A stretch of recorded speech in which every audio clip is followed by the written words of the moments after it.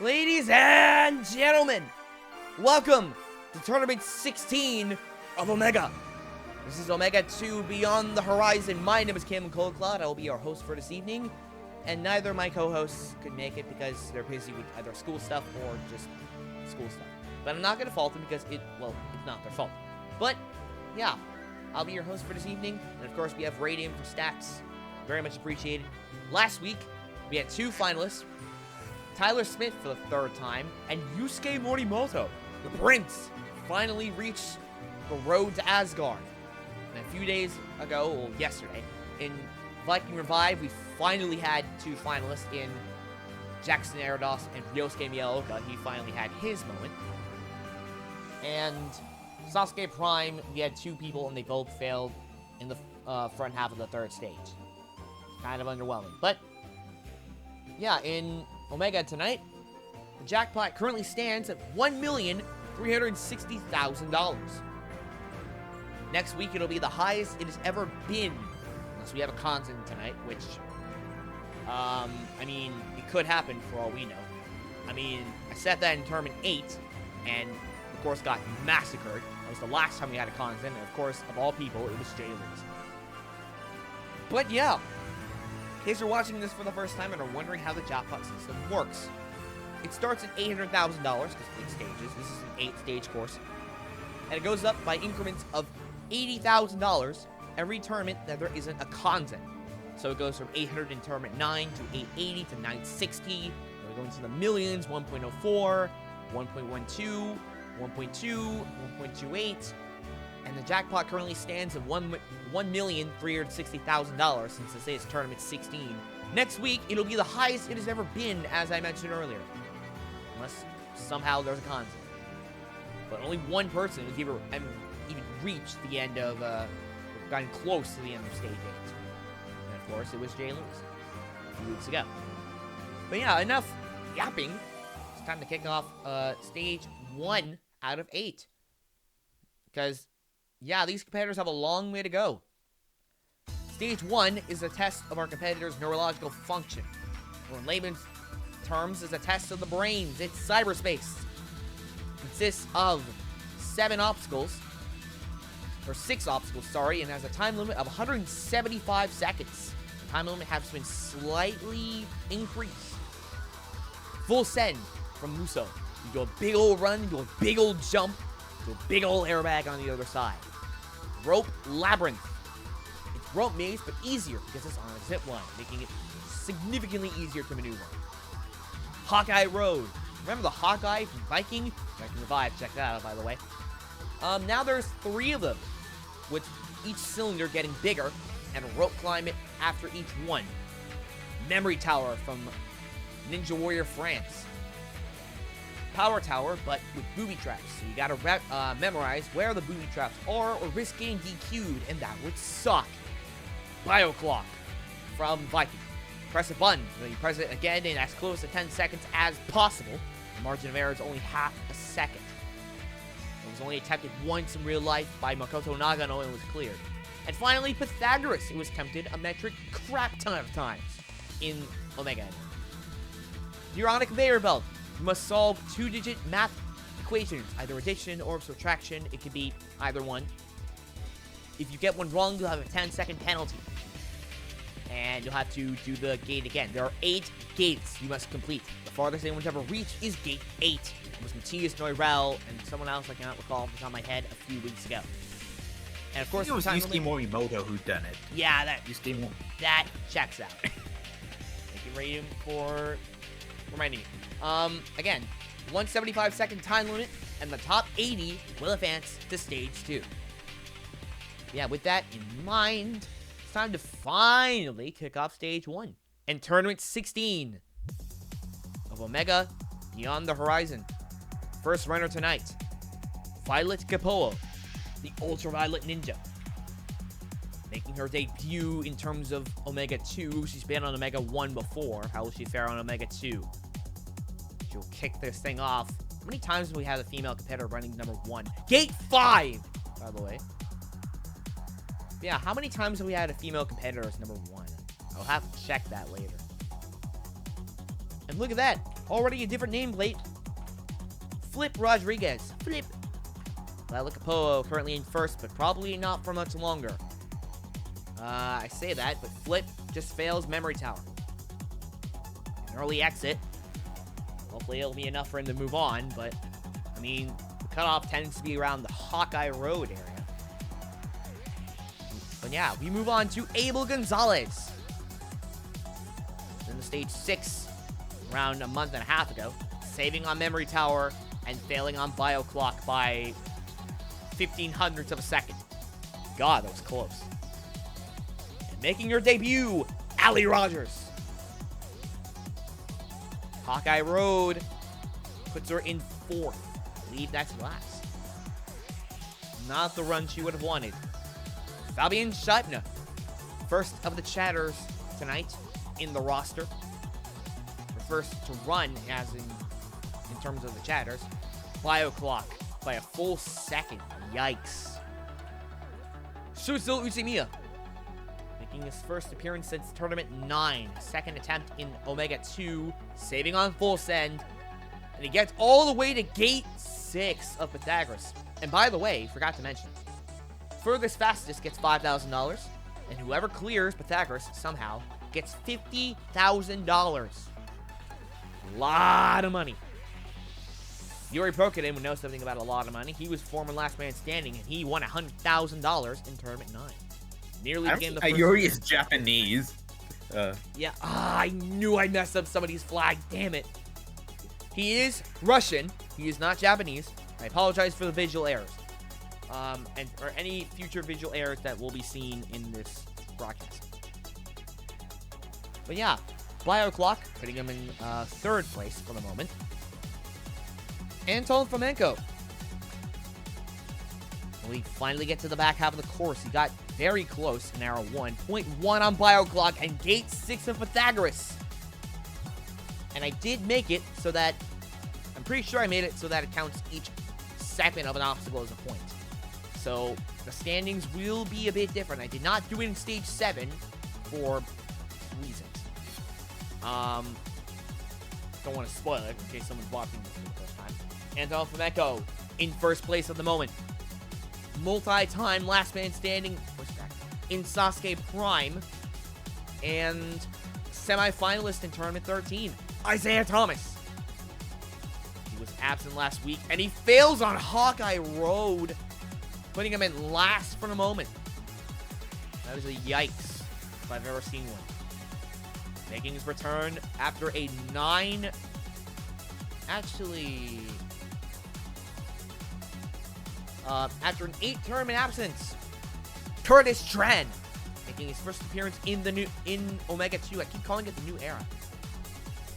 And even he does better than Fomenko. Well, not Fomenko, Isaiah Thomas. Making his debut, hailing from Spain, Carlos Iglesias Rodas. How he fare on Omega? His first appearance, getting all the way to Bio Clock. He might be a name to look out for. You never know. Yasuhito Imoto, after a 3-tournament absence, and he fails on the Hawkeye Road as well. Speaking of big returns, Sasuke 17 finalist, youngest in history, and making his return for the first time since Tournament 5, Shunsuke Nagasaki, the trampolinist. Saving on Hawkeye Road is Nagasaki. Gate 5. Nothing to scoff at. And look at that. We have a competitor from Denmark. And if I didn't just say the wrong country, like I have done in the past. Leon? Oh, yeah, it is Denmark. Thank you. Leon Kufu. There in Omega. Bio Clock by just over 1/10 of a second. That is a big ol' oof. We now move on to, let me make sure I have the BGM looped. Host of Ninja Warrior of Roblox, Bubba Ace. One of the first people to make fan-made ninja content, and he fails on Hawkeye Road. I mean, chatters don't tend to get very far in this competition. Again, not intending to throw shade. If it seems that way, I apologize. But Antoine McClendon, meanwhile, making his Omega debut. First time I've ever seen that. Hawkeye Road. Just about what I was expecting. Captain NBC, Jamie Ron, making his return to Omega for the first time since Tournament 5. He gets all the way to Pythagoras and timing out on Gate. Got a 10-second penalty on Gate 1. And got to Gate 2. And he timed out on Gate 2. Again, nothing to scoff at. Clement Bin. Never mind. Rope Labyrinth. Takes out the Frenchman in his first attempt in the new era. Very early exit.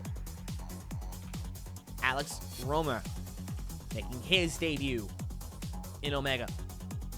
Saving on Hawkeye Road. Getting to Pythagoras. All the way to Gate 6. Nobody getting to Gate 7 left. We still have 80 runners to go. Romer, though, third place for the moment. Mike Bernardo, meanwhile. Never mind. Hawkeye Road. And again, forgot to mention, top 80 will move on. The bottom 20 are out. Josiah Singleton. It doesn't really matter if you fail. What matters is how far you get. Misses bio clock by nearly a full second. That is a noof if I've ever seen one. Or a second and a half. Jesus. And making his Omega debut, he made his breakout performance in Sasuke 42, the son of the captain, Kyle Nagano. How will he fare on Omega in his debut, getting all the way to Gate 4 of Pythagoras, and the son of the captain of the Kompiromaru, making his presence felt early on in this competition. And we have his father going later on as well, which is actually crazy. We have 4 families in this tournament, actually. Oh, we actually got 5. I actually missed one. It was I believe it was the Beckstrands in the 90s. Yeah. Ooh. So we have... So we got 5. So we have the Folsoms, the Bergstroms, the Naganos, the Garamores, and the Beckstrands. This is going to be interesting. Meanwhile, we have Maxime Ben Medjani making his second attempt in Omega 2. And it ends very early on in Hawkeye Road. Maybe good enough to move on for all we know. Making his debut. Sohei Inagaki. Saving on Hawkeye Road. Ooh, 0.1 on bio clock. The difference. He does get a 10-second penalty on Gate 2, and he times out on Gate 2. Jeffrey Ritchie can actually get to Stage 3. Will his run end early on? Yes, it will. Hawkeye Road. Oof. Hayate Kajihara got all the way to Stage 6 a few weeks ago in Omega. He got to the 3rd stage in Sasuke Prime yesterday. Saving on Hawkeye Road. Missing once on the warp wall and failing on the Sea of Poles. A bit of a rough run there for the Idol. Former last woman standing, Taylor Green. If I recall correctly, she is a 2-time last woman standing. I'll have to check to be sure. She did it in tournaments 11 and 13. Taylor Green. She once held the record in terms of female competitors, saving on Memory Tower and failing on Bio Clock by 1/100th of a second. Oh God, that is rough. Probably enough to move on for sure, but yikes. David Bergstrom right, meanwhile. Never mind. Failing on Rope Labyrinth. We have one of the greatest performing chatters of all time, especially in Omega 1. He's a 3-time LCS, Jack Andrews. he won't be doing much better this time. Hawkeye Road takes him out of it very early on. Won't be last, but probably won't be good enough to move on. Speaking of shatters, Brandon Buchwald. His return. He already has a new personal best. First time he set one since Tournament 2, but he fails on Memory Tower. And once again, we have a new personal best by one obstacle. That is always a rough sight to see. And making his debut in Omega. Remember Kyle from earlier? He was the youngest stage 1 clear in Sasuke's history, with this dude at a close second. And he got all the way to the cliffhanger dimension. The youngest person ever to reach stage 3 of Sasuke. Yusa Nakashima, member of the Black Tigers. Saving on Hawkeye Road.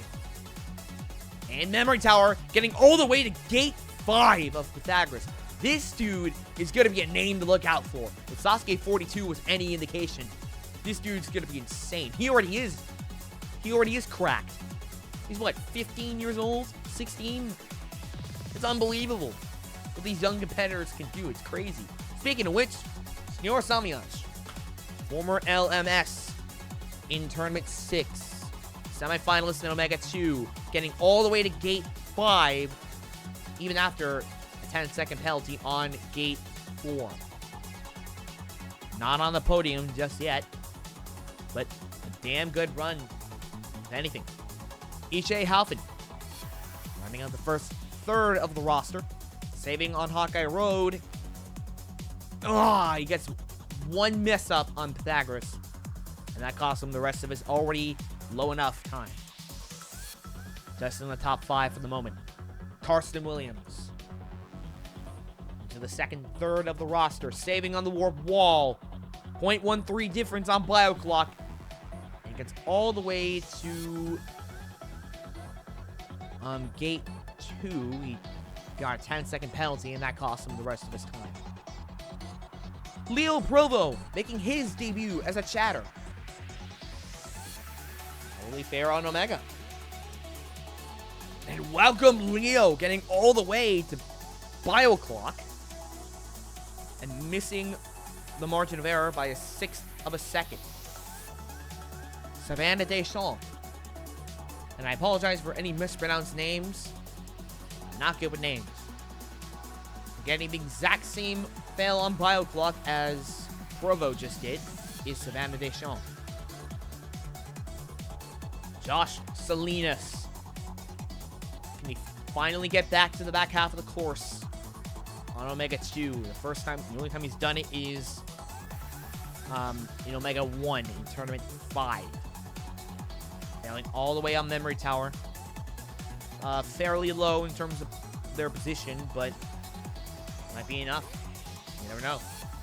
Go to Sigurds Nickel. For the first time since Tournament 3, making his appearance in Omega 2.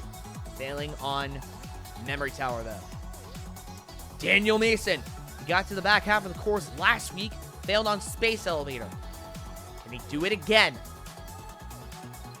Saving on Memory Tower. Getting to Pythagoras. Timing out at Gate 5.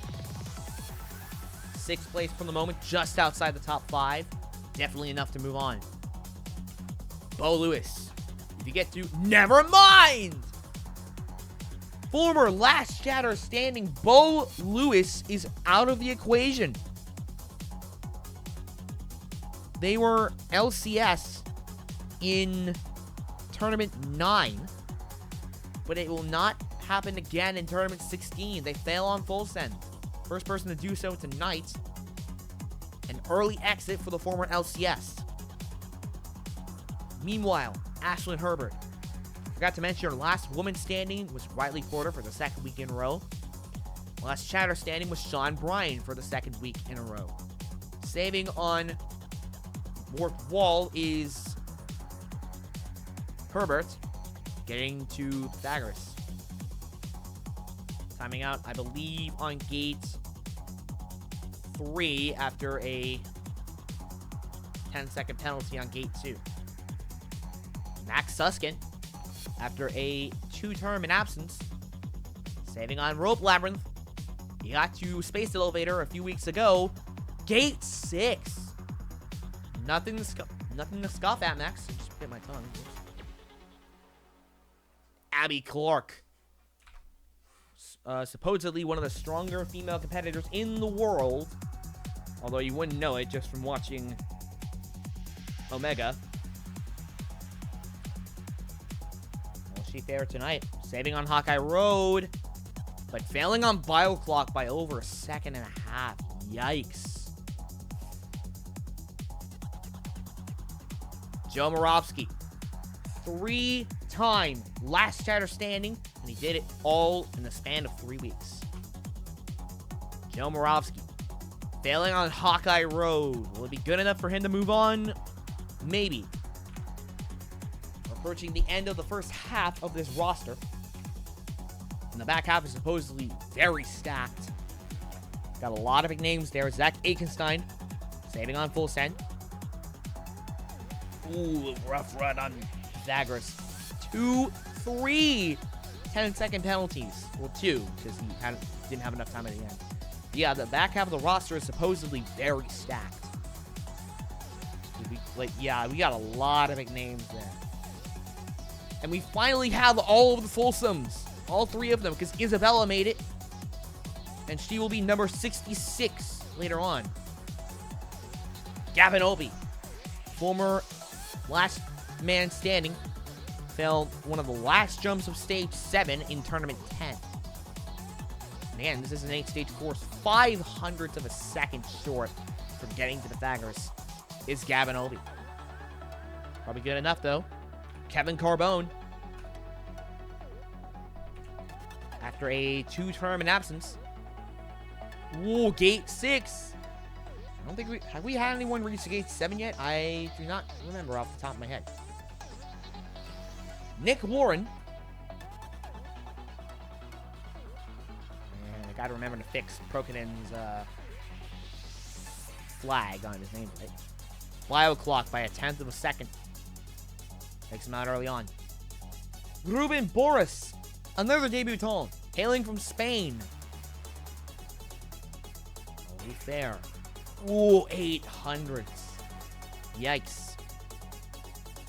And fittingly enough, rounding out the first half of the roster, the founder, Alex Cunningham, creator of Ninja Machines. Doesn't tend to do well on Omega. How will he fare tonight? Getting all the way to Bio Clock and missing the margin of error by 500s. Probably good enough to move on to stage 2, and if that's the case, he's definitely getting a new personal best. Well done, Alex. Lucas Human. Never mind. The stage 6 runner on Omega has just failed Full Send. And a shocking early exit for the Ninja Coach. Yeah, I would also like to know for Harmon, in his first appearance on Ninja Warrior Germany, he reached stage 3. Jesus. And another early exit for Hallman. And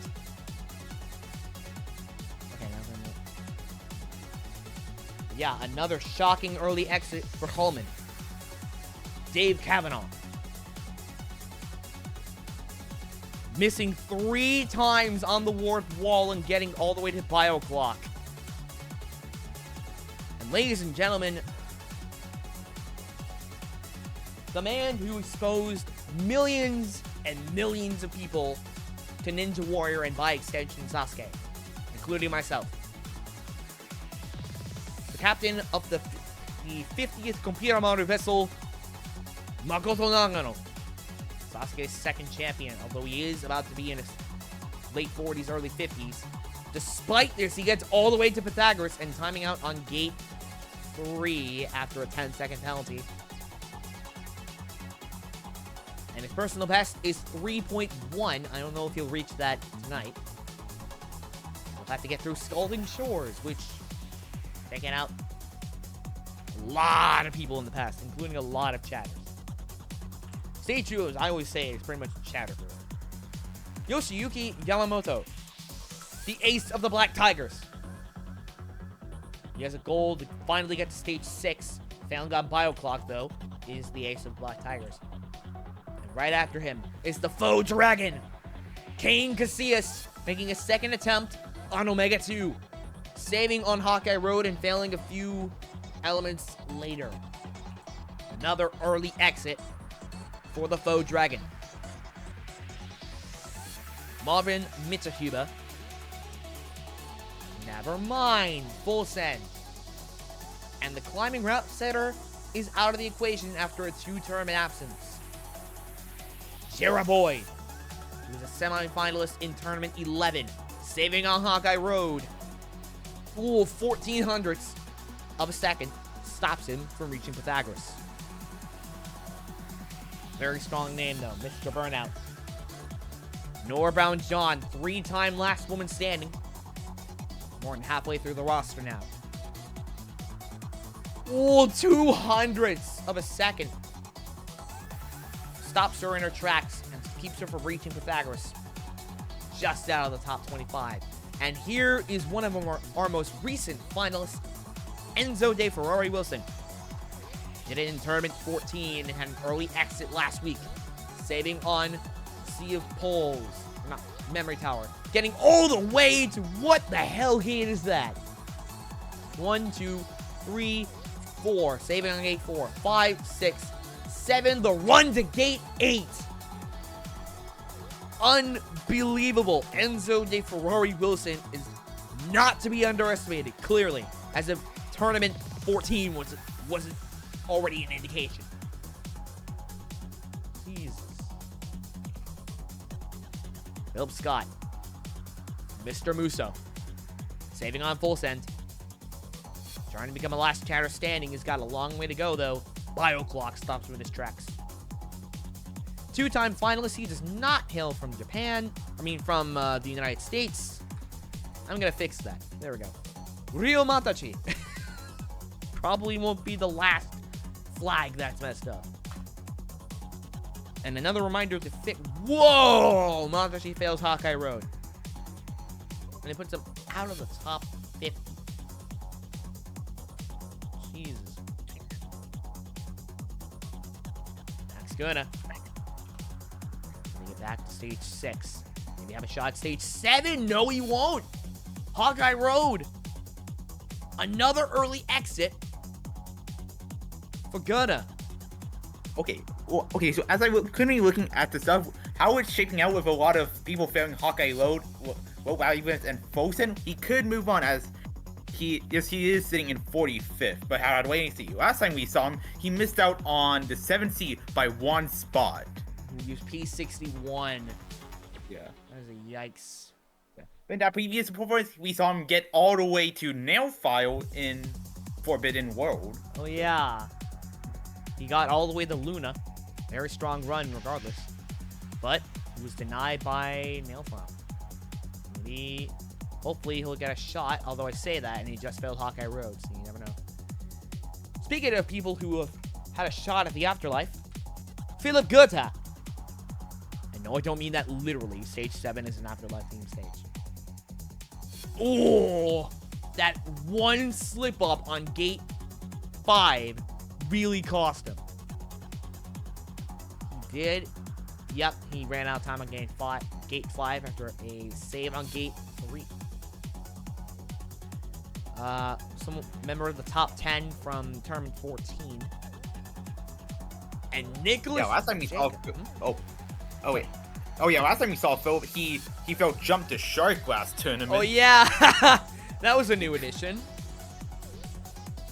Yeah. Making his return for the first time since Tournament 2.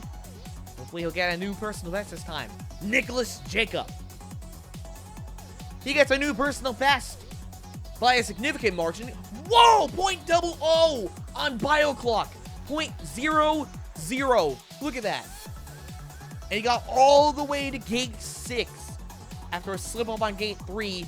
And just like that, he already has a new personal best. Oh yeah, also Nicholas Jacob is Canadian, not American. Noted. Jean-Luc Schmidt. So far messed up 3 flags. Saving on the shelves. Getting all the way to gate 3. And I believe Enzo still holds the lead in the moment. Making her first appearance since Tournament 8. Her first appearance in OMEGA². Isabella Folsom. Here come the Folsoms. How will she fare on OMEGA²? Whoa, 1500ths off of the margin of error on BioClock. Semi-finalist, two-time A&W champion, Texas Ninja Vance Walker. And here we go. 200s. Starting to see that a lot on BioClock. It is tougher than it looks. Moritz Hans. I think I saw something similar to that on the cube. Moritz Hans is out on Hawkeye Road. This is also his second time in a row failing Hawkeye Road. Moritz Hans cannot catch a break on Hawkeye Road. Jesus. Does not bode well for Clement Gravier, the tragic hero of Omega. Saving on Hawkeye Road, he gets past it. Meanwhile, by a full, just over a half a second, he misses out on Pythagoras. Kevin Breck, former obstacle course designer. And Chatter, 0.26 the difference on BioClock. And he times out on gate 5.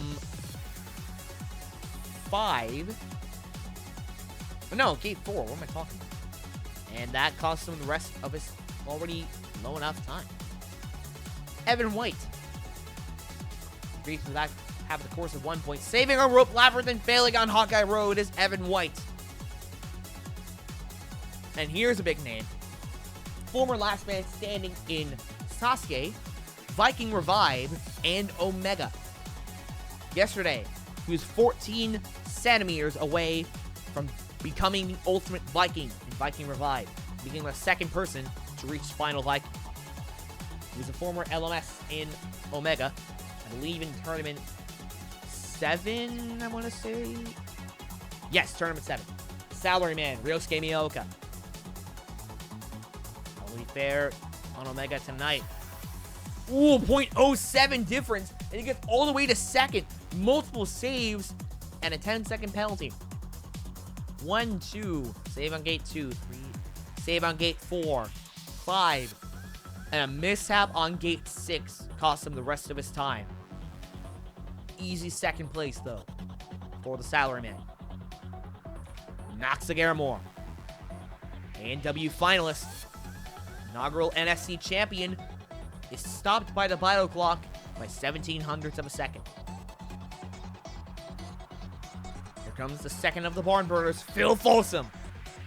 Never mind! He fails full send! Phil Folsom, an early exit, about as early as it gets on Omega. He fails the first obstacle. That is a shocker. He was a semi-finalist in Tournament 12. What the hell happened? Donovan Matoyer, meanwhile, does not bode well for the former LCS. Although I say that, he gets all the way to BioClock and is stopped by BioClock by 1700s. Good lord. Phil Folsom's out of it.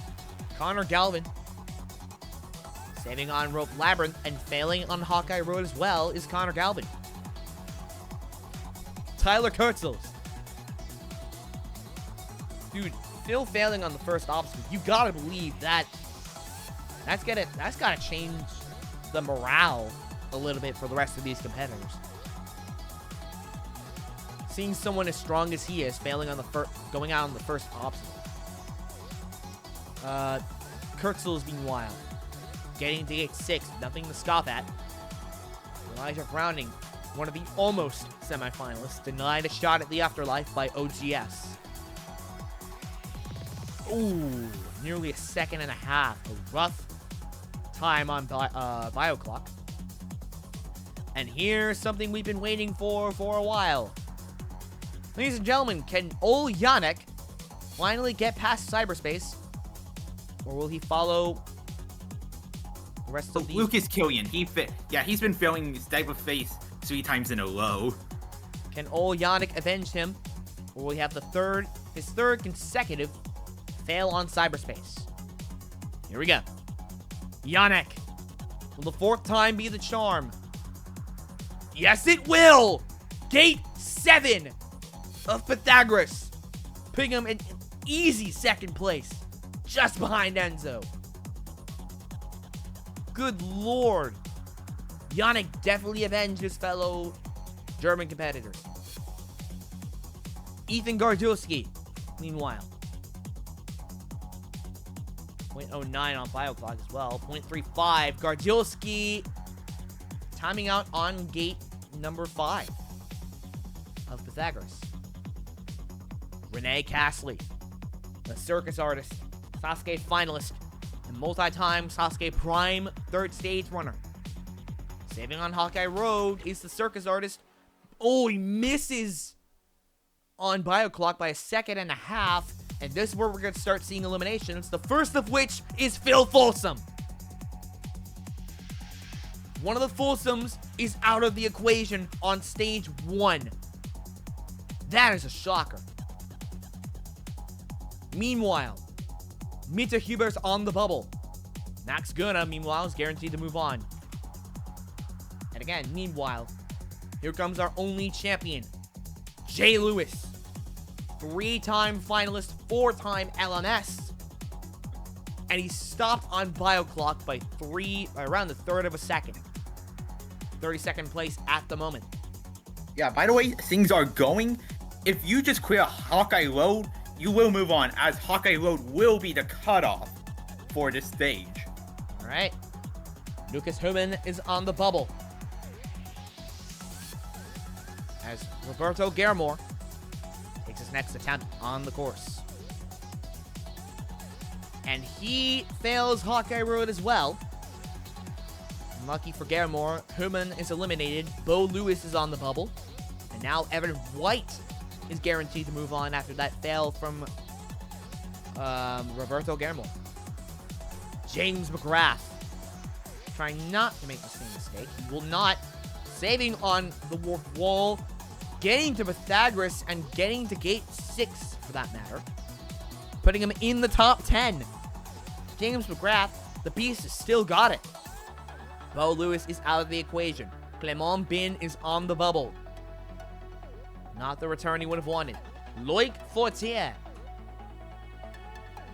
making his debut. Oh, by nearly 0.5 seconds. He stopped on BioClock. Clement Bin's out of it. David Bergstrom Wright's on the bubble. Next to go is Matthew Bradford. Got to Forbidden World a few weeks ago. But he stopped on Pythagoras. Gate 3. 10-second penalty cost him the rest of his time. Bergstrom Wright's out of it. Bubba Ace is on the bubble. And here comes the #1 ninja in the world, the most recent NSC champion, and the first finalist of Viking Revive as of yesterday, Jackson Erdos.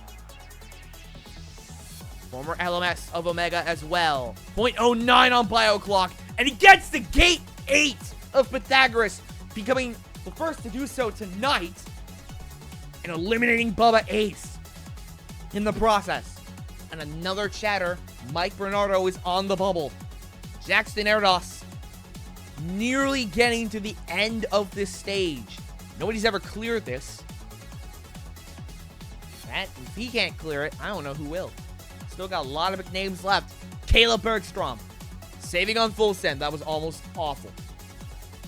Whoa, 1600ths of a second on BioClock. Off the margin of error. Mike Bernardo's out of it. Chatter after chatter is on the bubble. Jack Andrews. Unlucky for him, because here comes Ilion Sharif, who's denied by OGS in Tournament 9. Saving on Hawkeye Road. Definitely enough to eliminate Andrews. And Connor Galvin's on the bubble.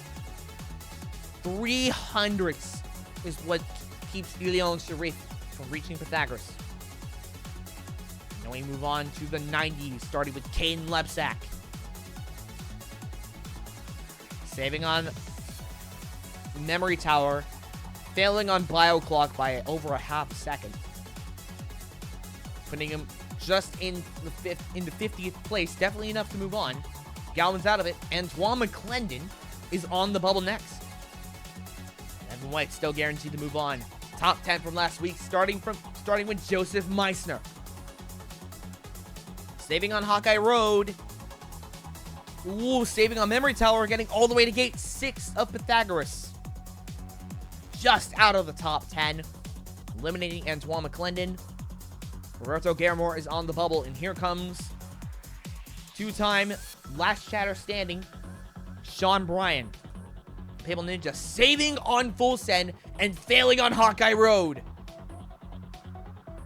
It's going to be close. Oh, he's guaranteed to move on. Yeah. Ooh.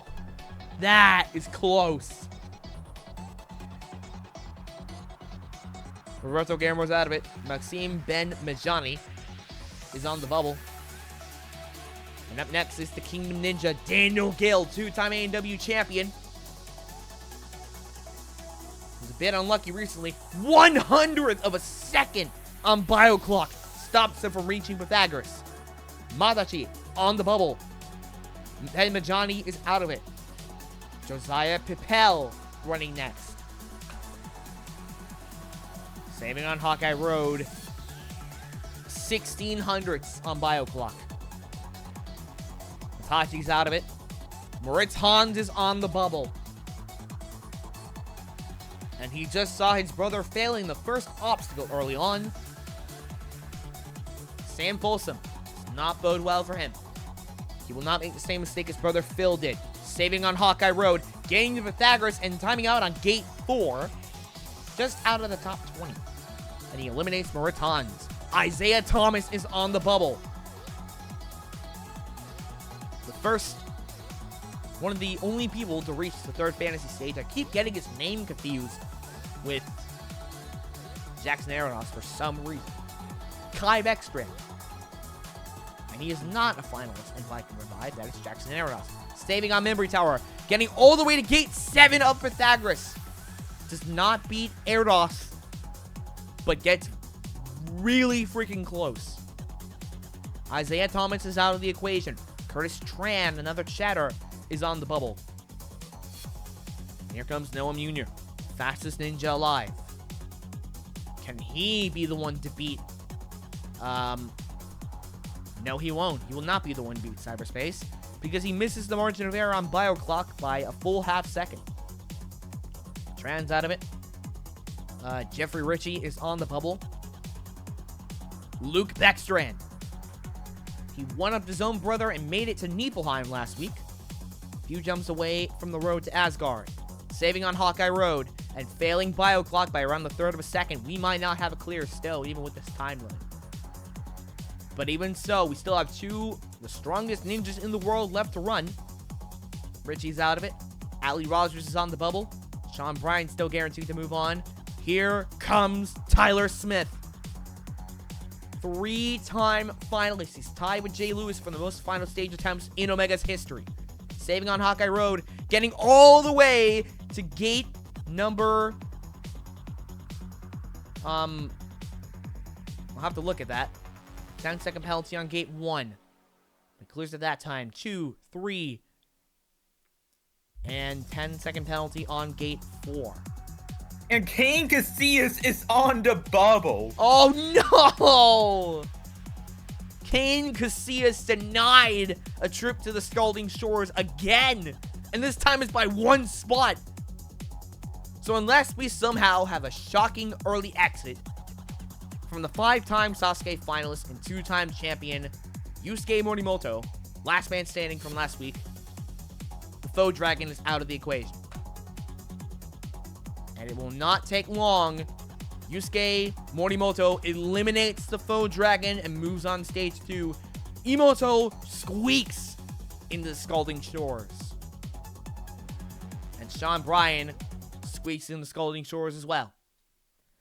And no clears this time on Cyberspace, although a few people got very close.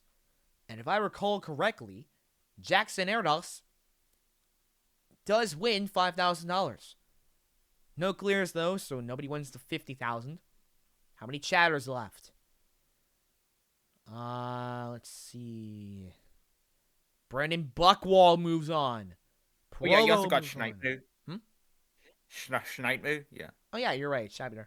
That's 3. Akenstein makes it 4. Cunningham makes it 5. Philip Scott makes it 6. Schmidt makes it 7. Breck makes it 8. Matoyer makes it 9. Gardulski makes it 10. And of course, Sean Bryan puts it at 11. 11 chatters left. How many female competitors? Violet moves on. And let's see. Taylor Green, of course. Savannah Deschamps moves on. Abby Clark. She might be getting a new personal best. Finally. Alex Cunningham moves on. Nice. Not a female competitor, but a chatter. So at 4. Norbound John puts us at 5. Isabella Folsom puts us at 6. And is that it? Yes, it is. 6 women and 11 chatters moving on to stage 2. And the killer of the stage was actually BioClock. Damn, that's crazy. More And people you had failed. a total of 5 people reach Hawkeye Road. That reached Hawkeye 3 on Hawkeye Road that moved on. This includes Sean Bryan, Yasuhiro Aimoto, and Max Gurner. Ooh, they scraped into stage 3. It was close. Or stage 2, sorry. Speaking of which, 6 women, 11 chatters left. That'll probably be significantly reduced by the end of this next stage. Stage 2 in a moment. Get your sunscreen on, folks. We're going to the beach. It's Scalding Shores. It is a power stage consisting of 7 obstacles. No time limits. And I believe it is maybe... Yeah, the record was retcon because the course was updated last week. First is Galleon from Viking. By the way, check out Viking Revive if you haven't already. Shameless plug. Galleon, you must carry a bar with 2 heavy weights, one on either side on your shoulders, and walk across a spinning platform with 3 protruding paths. Yes. I don't know what the proper term for it is. Run 0.2 miles to lunar impact. Inspired by the version from the Titan games, push a heavy wall on a swivel across a semicircular bridge. Another 0.2 miles to Gallon Throw. Inspired by the version from Pro Sportsman, or just Sportsman. You toss heavy barrels above really tall walls. There are 3 of them, and they get taller with each one. Another 0.2 miles to Yakuso Conveyor. The early version from Sasuke. Directly into a new obstacle, the Warped Lumberjack from Proto Sasuke. So a warped wall, but on top of the overhang is a short lumberjack climb. Then you go down, run one more set of 0.2 miles to the wall tower from Ninja Warrior France. 3 walls. The middle 3 are flips. The first and the last are lifts. They start at 30 kilograms and increase in increments of 5 kilograms to 30 on the first to 50 on the last. And at the top of the wall tower will be Rainbow Road. An arch balance beam that must be crossed in under 20 seconds. And of course, no time limits. It all comes down to how fast you beat this stage, or if you clear it or not. Top 60 move on. Bottom 20 eliminated. It's time to kick off Stage 2. Furthest fastest since the record has been retconned will win $20,000. Violet Capollo. Kicking things off tonight. Missing once on gallon throws. 7:33. First time thus far. Probably won't be the record for much longer.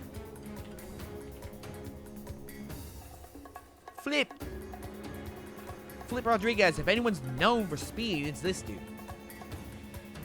He's also known for showmanship. 6:53. He beats Capollo's time by around 40 seconds. flip. Abel Gonzalez. Trying to beat that time. 6:55. Almost 2 seconds shy of that record. Fabian Scheitner. Jetters tend to not have a great time here. Rainbow Road takes him out early on. Shutsu Utsumiya. Up next, saving on gallon throws. 6:48. And hold on 1 second. Okay, now with a fixed nameplate, Yuri Prokudin. Former last man standing. In Omega Tournament 9, saving on Rainbow Road and getting a 7:01. Just misses out on the sub-6 club. Anton Fomenko. Uchimiya's record stands for the moment. Not anymore. Because Fomenko absolutely showed up tonight. 6:31. Good lord, Anton Fomenko. Carlos Iglesias Rodas. Up next, using twice on gallon throws, 7:24. Nearly a whole minute short of the record. Emoto squeaked into stage 2 earlier on. Holy fair on Scalding Shores. Near the end of Rainbow Road. Not the run he wanted. Shunsuke Nagasaki making his first attempt on Scalding Shores tonight. 7:11.96. Just out of the top 5 for the moment. Kofu.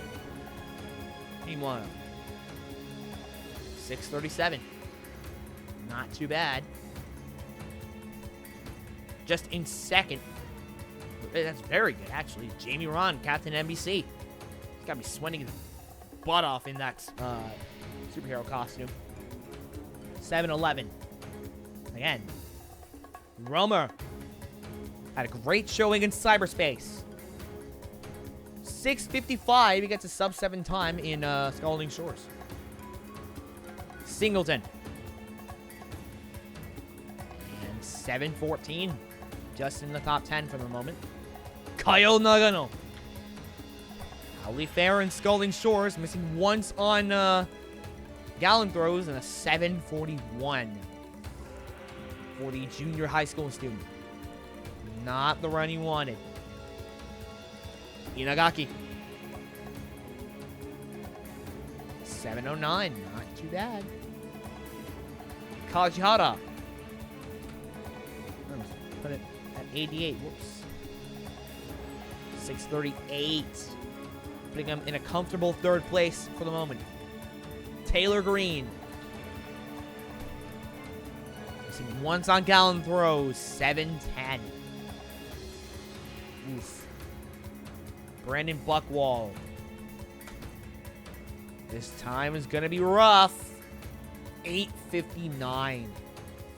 Yikes. Yuta Nagashima making his debut in Scalding Shores. Just over 7 minutes. Probably good enough to move on.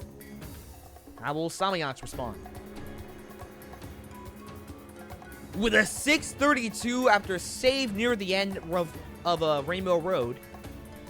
Misses the record by just over a second. Ishe Halfin.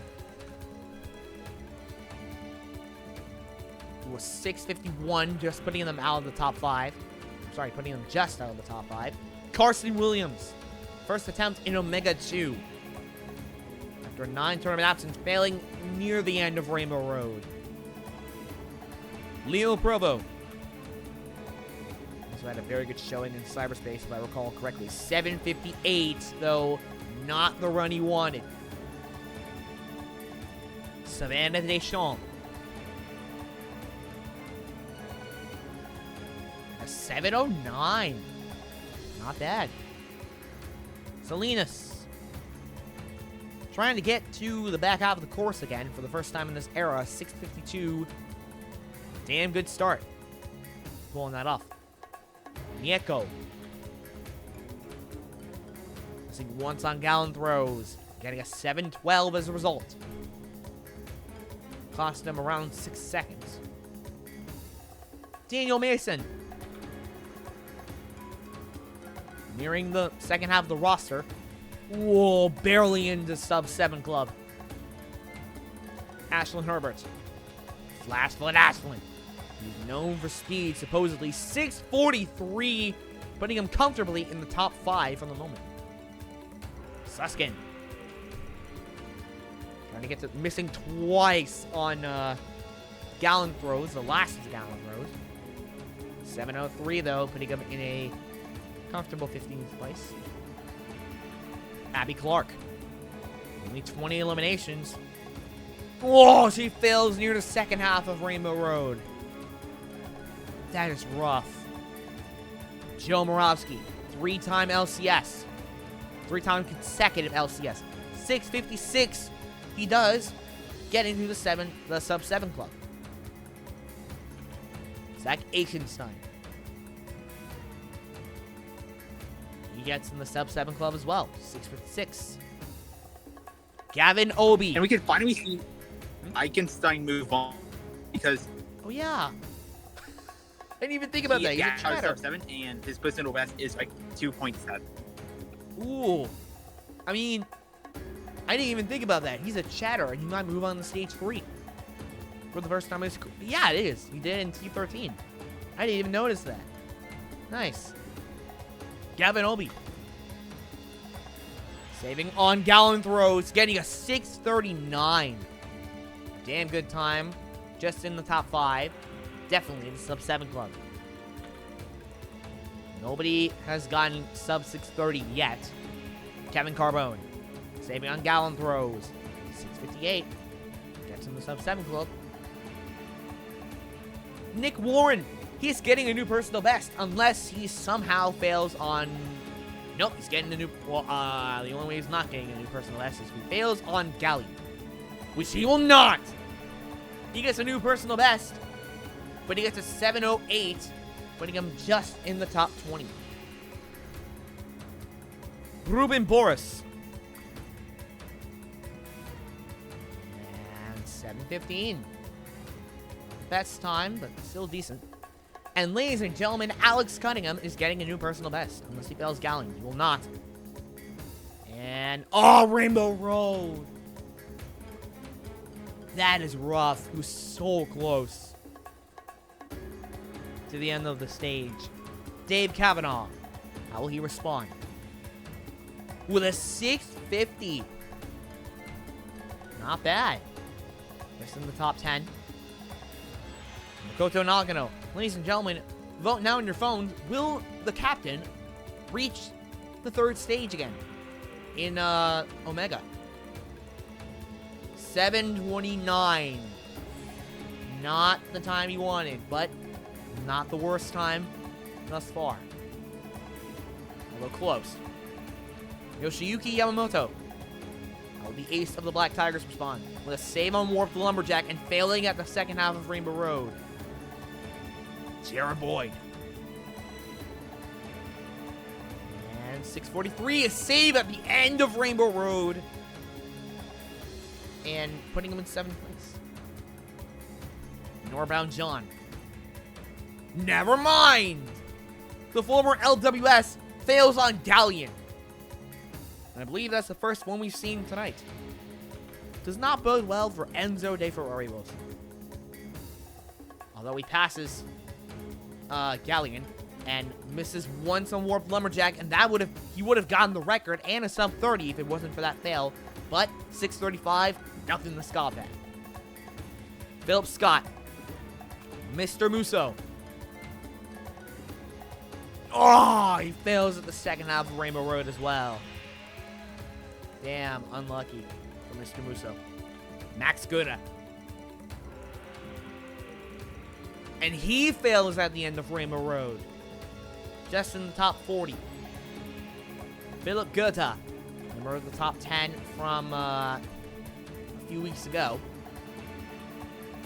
Whoa, 636. Again, nothing to scoff at. We're more than halfway through the roster. Once we get into the 70s, that's where we're going to start seeing eliminations. Nicholas Jacob, we're currently in the late 40s. 640 for Nicholas Jacob. Oh yeah, don't forget to change Nicholas Jacobs' flag. He's Canadian. Thank you. I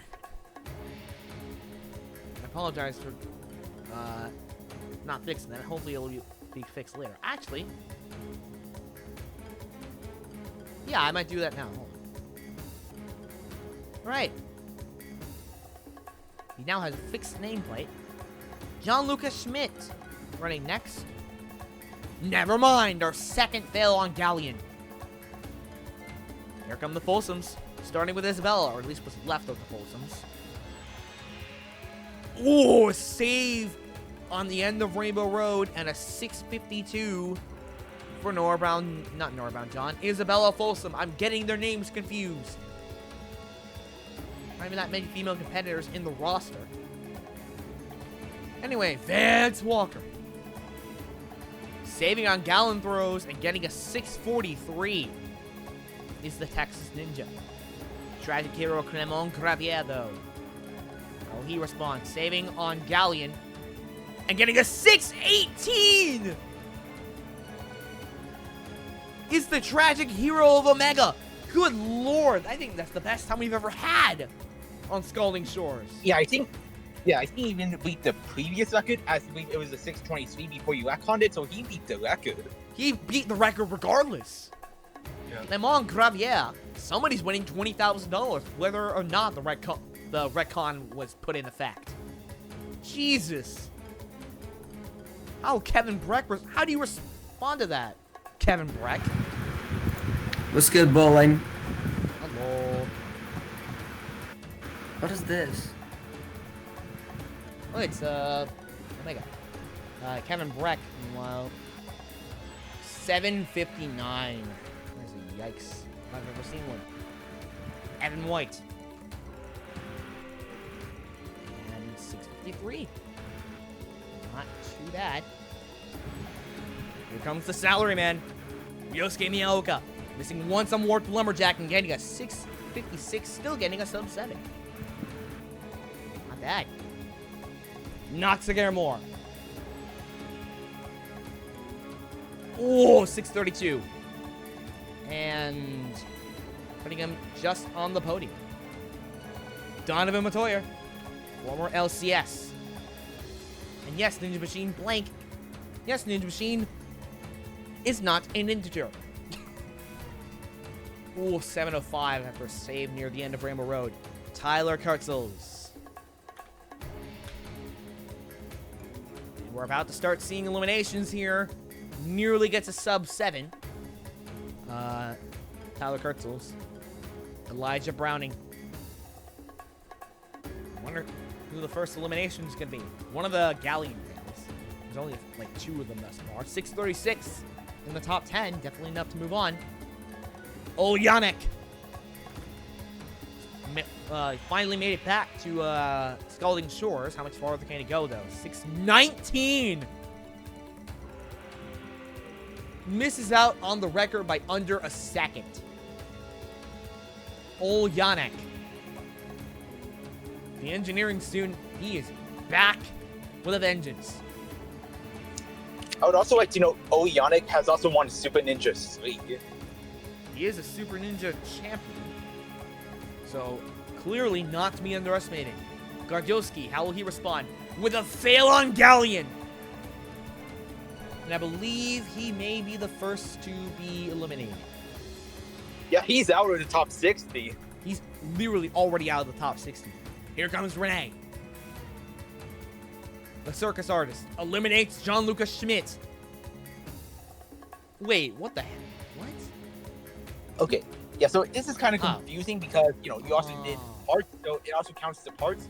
I'm assuming Shunsuke Nagasaki is a Rainbow Road fail. So, I don't know where exactly he failed it, because it also counts progress, but if Jay Lewis beats Rainbow Road, Shunsuke is out. Yeah, Gianluca Schmidt is eliminated. Norbound John's on the bubble. Here comes Jay Lewis. He's failed on Scalding Shores before. But luckily for him, the Caber Lugs is no longer an obstacle here. Saving on Galleon is our only champion. 622 in third place. Nora Brown John is out of it, but Alex Cunningham is on the bubble. Shunsuke is guaranteed to move on. James McGrath. Ooh, saving on Rainbow Road and eliminating Alex Cunningham with a 653. Scheitner's on the bubble. Loic Fortier. Now with a fixed name. Not what's his nameplate code. 639. Scheitner's out of it. Imoto's on the bubble. He squeaked in the stage 2, but he will not do the same in the stage 3. Matthew Bradley will be the one to eliminate him, likely anyway. Missing on gallon throws. Getting a 717. Ooh, that's gonna be close as to whether or not he moves on. Nieko's guaranteed to move on. Imoto's out of it. Carson Williams on the bubble. Not bode well for him, because here comes Jackson Erdos, NSC champion, Viking Revive finalist, gets a 634. Putting him in 7th place. Carson Williams is out of the equation. Philip Scott is on the bubble, maybe eliminated by Baby Bergie, Caleb Bergstrom.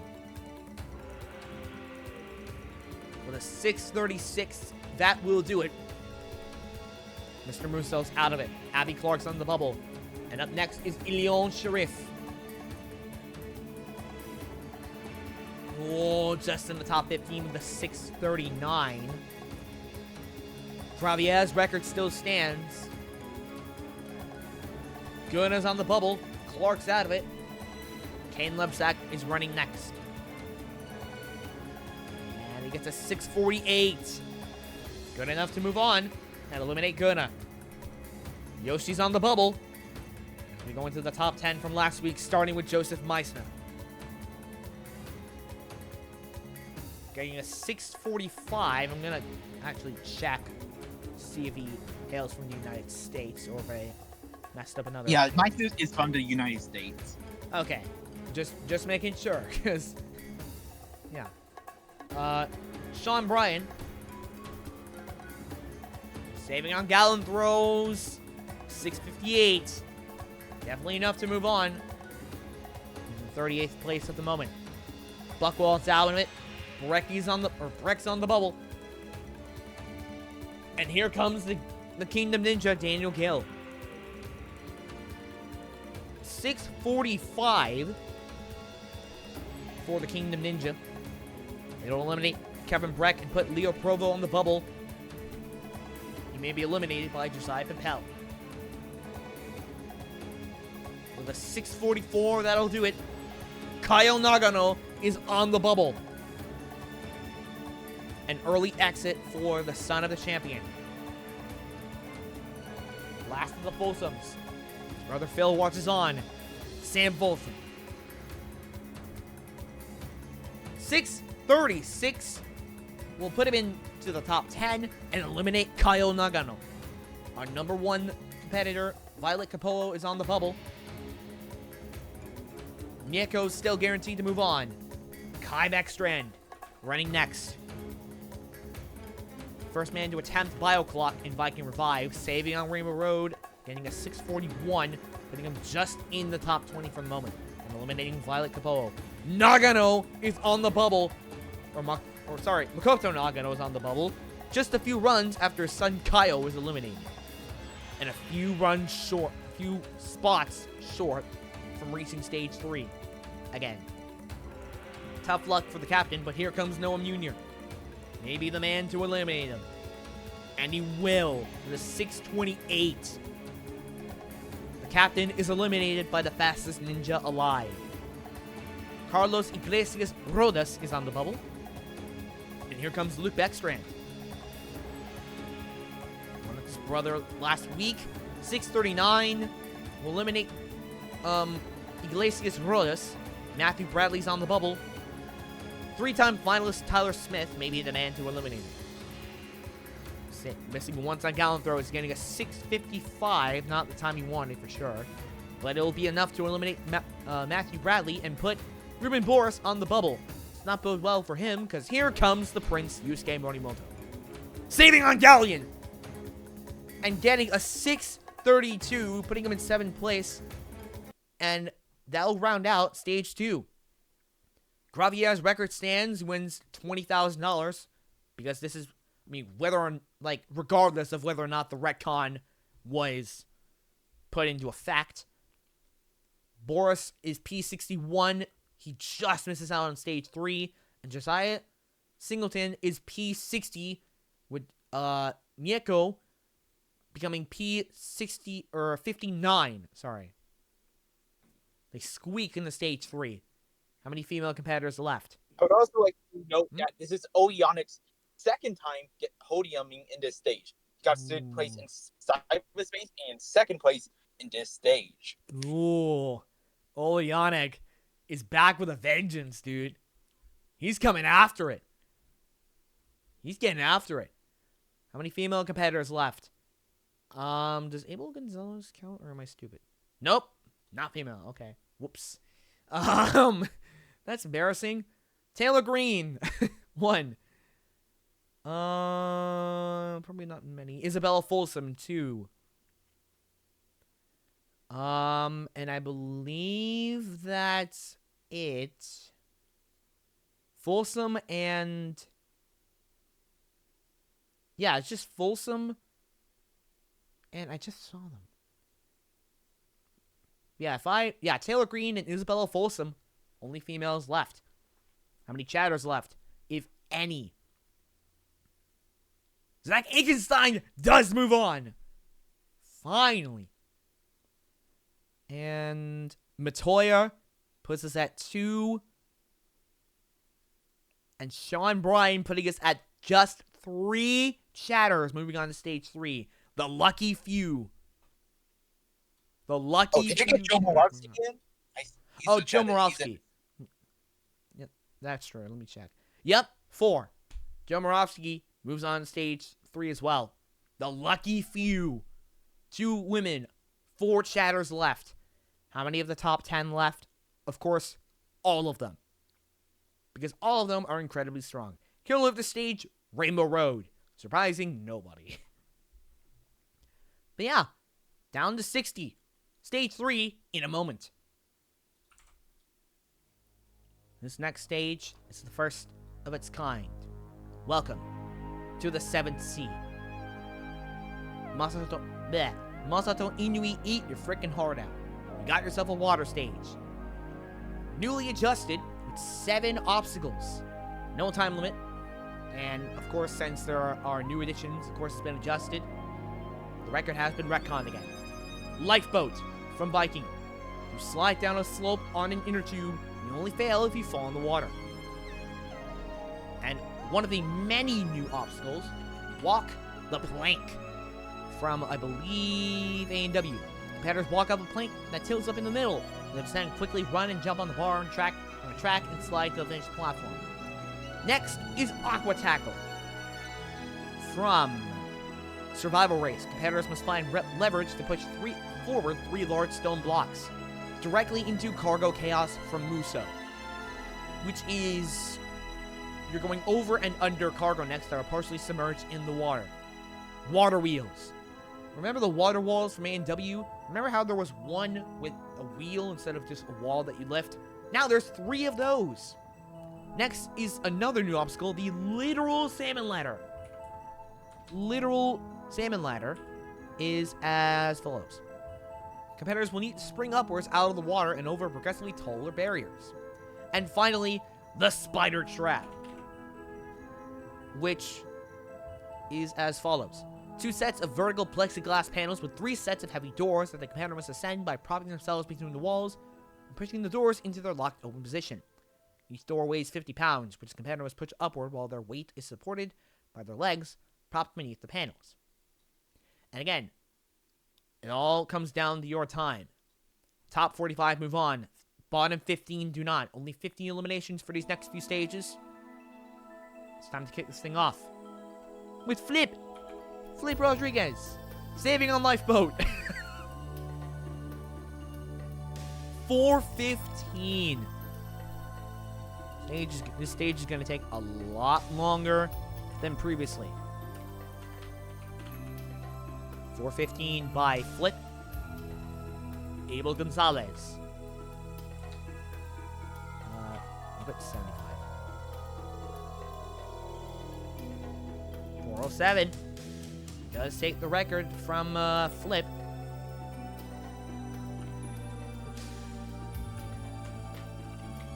Abel Gonzalez taking the record early on. Suso Utsimiya. Cool, 4:23. Not the run you would have wanted. Now with a fixed nameplate, Yuri Prokvin. And he gets a 4:09. Missing on the record by just under 2 seconds. Again, farthest fastest wins $20,000 in this case because the record has been reconned. Retconned. Sorry. Anton Fomenko. I cannot talk today. 4:20. Haha, funny number. Shunsuke Nagasaki. And unless he fails the lifeboat, he's getting a new personal best. He does. With a 4:38. Not the time he would have wanted. Leon Cafu. 3:48. Easily takes the record from Abel Gonzalez. Whoa. The debutant. The Danish competitor. Really starting to show his teeth here. Not show his teeth. Making his presence known, rather. Captain NBC, Jamie Ron, meanwhile. Getting a 4:30. Ooh, 7th out of 8. Not where you want to be. Another debutant in Alex Romer. And 4:26. Not the worst time, but definitely up there. Singleton. First attempt in the new era. I keep calling it a new era. It's been going just as long as the first one has. 4:35 for Singleton. Shohei Inagaki. Making his debut. Failing on Spider Trap. Hayate Kajihara. Meanwhile. And 4:11. Doesn't quite get the record, but gets fairly close. 4th place. Taylor Green. 4:23. Well, actually, one wasn't even close. No, I forgot the record was sub 350. Taylor Green gets a 4:23. Yuta Nagashima. How will he fare on 7th C? 4:41. Worst time thus far. That's actually a clear. Oof, not the run he would have wanted. Yamana's got to be proud of him, though, for getting that far at his age. Samiyach. 3:55. Misses out on the record by 7 seconds. Comfortably in 2nd place, though. Ishe Halfin. And 4:16.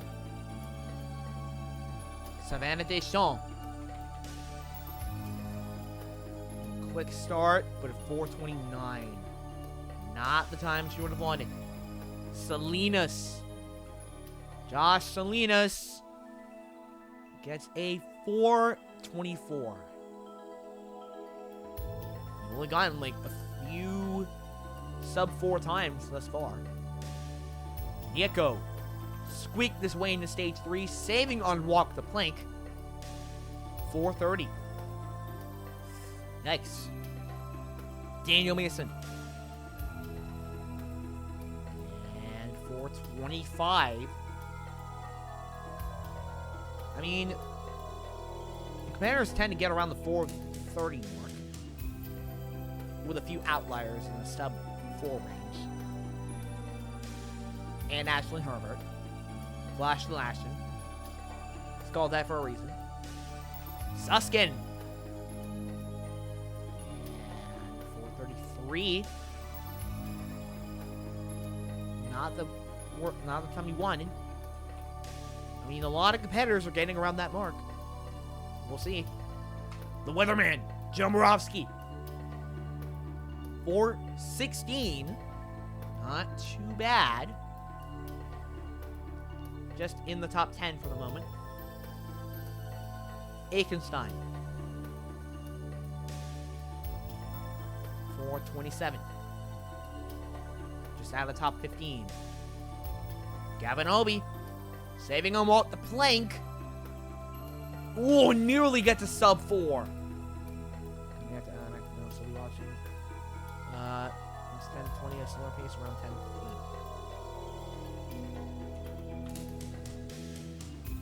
15. Okay.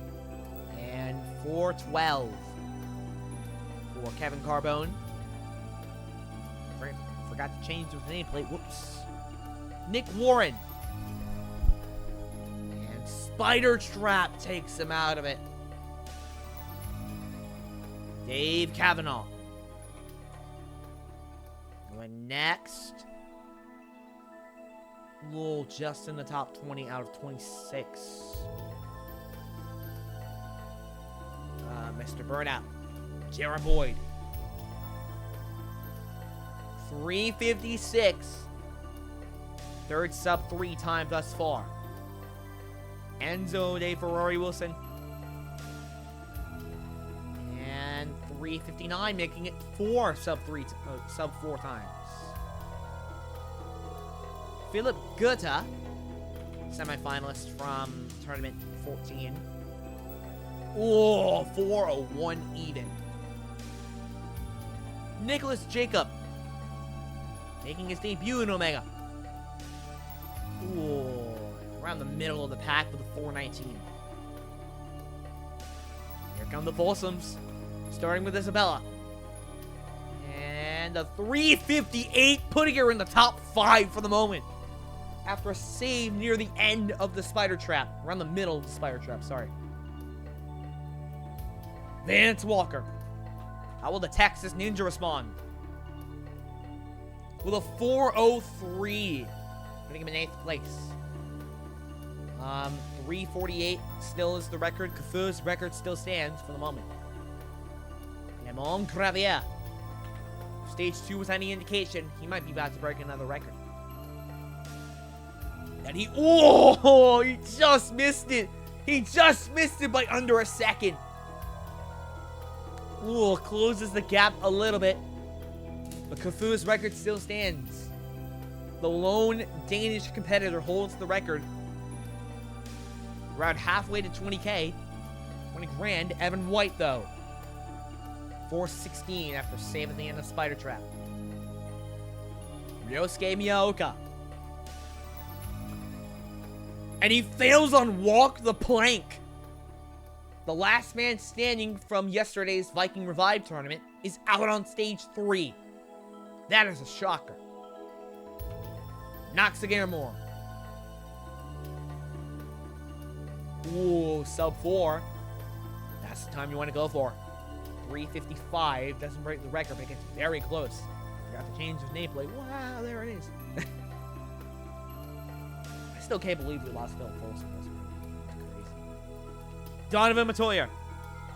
And he fails Walk the Plank. Putting us down to 3 chatters. Kurtzels. 3 chatters at most. Going to stage 4. Tyler Kurtzels, 418. Just barely in the top 20. How will Elijah Browning respond? With a 404, we're putting him just outside of the top 10. Olianek. Can he reach stage 4 again? Likely 407. He runs away from where we're going to start seeing eliminations. Starting with Renee. Ooh, 354 puts him on the podium for the moment. Jay Lewis, our only champion. And he gets a 359. Nothing to scoff at. Just in the top 10 for the moment. James McGrath running next. And he's out on Walk the Plank. He will not be getting a new personal best tonight.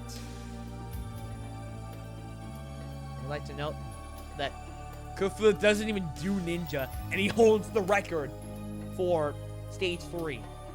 Leon Khufu is cracked. He doesn't even do ninja. It's crazy. Is he a swimmer or something? Jesus. Loic Fortier running next. Saving on Walk the Plank. This is where we're going to start seeing eliminations. And the first to be eliminated is Donovan Matoyer with James McGrath on the bubble. Josh Salinas is guaranteed to move on. Moving on next is Jackson running next, sorry, is Jackson Erdos. Does not bode well for James McGrath. And Jackson Erdos gets a 351 and eliminates James McGrath and puts Ryosuke Miyaoka on the bubble. Running next is Caleb Bergstrom. And a 351. Puts him just on the podium. And he eliminates Miyaoka. Inagaki is now on the bubble. Ilion Sharif. And 410. Putting him in the top 20 for the moment. Not for long, probably. Inagaki is eliminated. Warren is on the bubble. And Kane Lebsack is running next.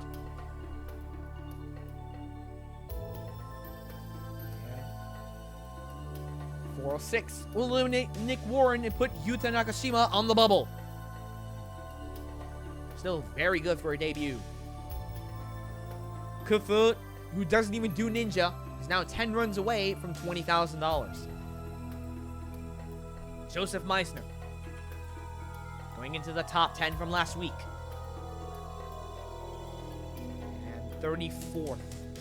Definitely good enough to... Well, just good enough to move on, actually. You eliminate Nakashima, put Nagasaki on the bubble. Sean Bryan. Let's put it a pace of 8. And 418 will eliminate the trampolinist, put Captain NBC on the bubble. The Kingdom Ninja, Daniel Gill may be the one to eliminate Captain NBC. And 408. After a save at the end of Spider Trap. Singleton's on the bubble. Jamie runs out of it. Josiah Papel next. Khufu's record still stands. Spider Trap. Save near the end for Papel. And he gets a 408. Just outside the top 20. Singleton's eliminated. Suskin is on the bubble. And Sam Folsom is moving on, or running next. Sorry. And he gets a 413. Not the running one, but definitely moving on. We'll eliminate Suskin. Put Nieko on the bubble. Kai Beckstrand. And a 354 puts him in the top 5 and will eliminate Nieko. Kavanaugh's on the bubble. Junior running next. Fastest ninja alive. Gets a 355. Yeah, that rhymes. Eliminates Dave Kavanaugh. Puts Seychelles on the bubble. Selena still guaranteed to move on.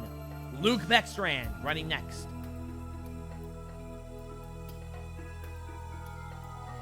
And 4 minutes even. Just in the top 15. Deschamps out of it. Ikenstein's on the bubble. We're about to lose another chatter. And the person to eliminate them might be maybe Tyler Smith. And it will. 4:15, not the best time, but still eliminates Ikenstein and puts Romer on the bubble. An unlucky moment for Romer. So unless the Prince somehow fails, then Romer will be eliminated. Yusuke Morimoto. And for Kofu to win $20,000, he will. Leon Kofu wins $20,000 even though he doesn't even do ninja. He's going all the way to stage 4. What the hell? Alex Romer is P46. Daniel Mason is P45. Josh Salinas, P44.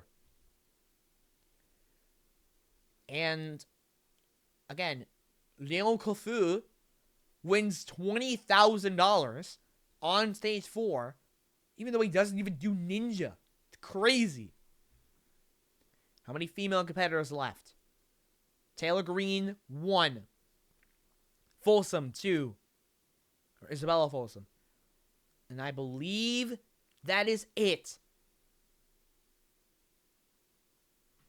I think that's it. Yes, because we lost Taylor Green, I think. Yes.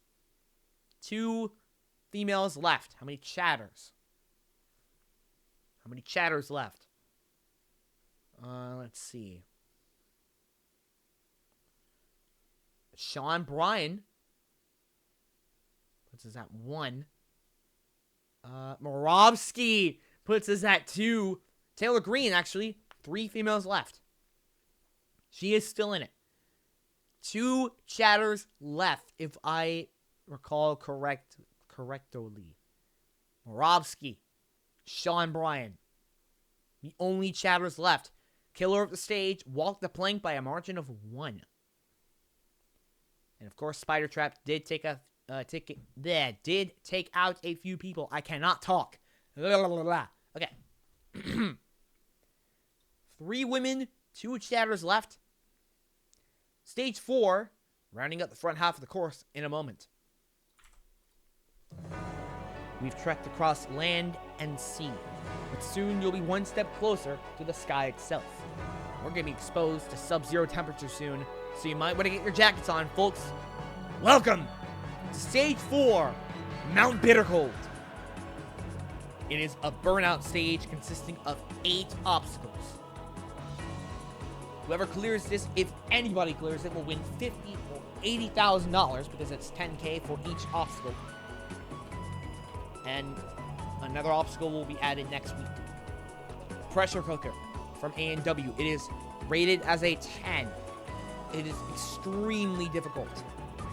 Competitors use angled handles with the fixed sleeves to cross a series of vertical poles. Bear trap from the NSC. Flying bar where the final move requires the competitors to thrust the bar upwards into a pair of jaws that catch the bar. Spider mountain. Remember the spider flip jump? Now there's like 5 of them, or 4 of them, I think. Some of them you have to go climb up, some of them have to climb back down afterwards. Cliff toss from Sasuke Nitro. The cliffhanger Kai, but the cliffs are on hooks. So there is a 30-meter transition to the second set of holes, and a 45 centimeter downward transition to the last set of holes. Moving on to the back half, starting with the cloud ladder. A twist on the floating monkey bars, where you're going diagonal and up.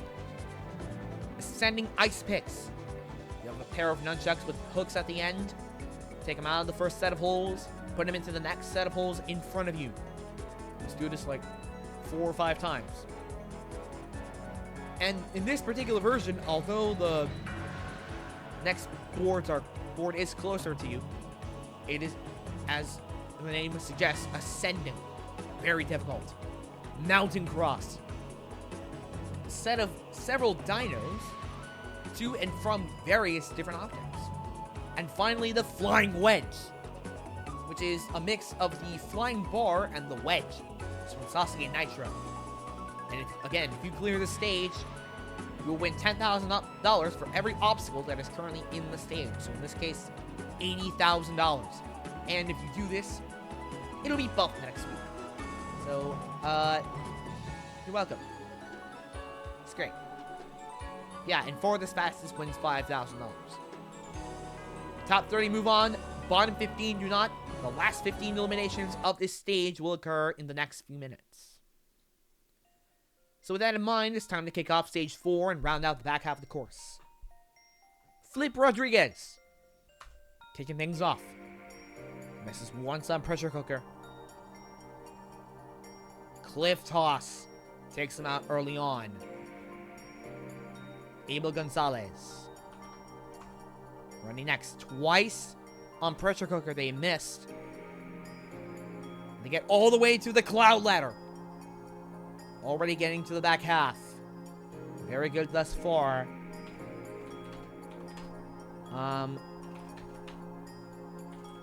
Abel Gonzalez. A great showing early on. Shutsu Utsumiya. And a save on the cloud ladder as well. Perfect pressure cooker. Cloud ladder, he just misses out on first place. Yuri Brokden. Missing once on pressure cooker, saving on the bear trap.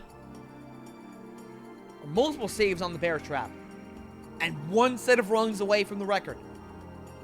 The farthest anyone's ever gotten is the dismount, on only a few occasions, of the flying wedge. Flamenco. Ready next. Failing on pressure cooker after a miss early on. Not the run he would have wanted. Leon Cafu. How is he with burnout stages? He doesn't even do ninja. Missing 4 times on pressure cooker. Getting all the way to cliff toss though. Damn. Caught you hot on now. Missing once on pressure cooker. Cliff toss. Just barely in the top 5. Taylor Green. She wants to get back to the back half of the course, but she misses 4 times on pressure cooker, saving on bear trap, and misses on the first jump of Spider Mountain. A rough run from start to finish for the 2-time LWS. Samiach. Perfect pressure cooker, saving on bear trap, but failing on cliff toss with just around half stamina left. Halfin. 1 miss on pressure cooker. Save on Spider Mountain. Ice picks. Mountain cross. First person to get there tonight is Aisha Halfin. Obstacle 7.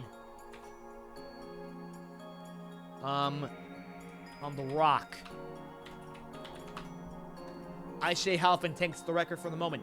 No clears on the stage thus far. It's only been cleared once in the first version by Oliver Lutman. Salinas. Ooh, a rough run. Perfect pressure cooker. But once he got to the bear trap, he just could not hang on. Saving on the first set of cradles, but failing on the bear trap maneuver itself. Daniel Mason. 1 miss on the pressure cooker. Saving on cliff toss and failing a few boards later on that downward transition. Herbert. 2 misses on pressure cooker. Ooh, ice picks. Whoa, he gets to the doorknob of Mountain Cross. Easy first place, though, for Flashland Ashland.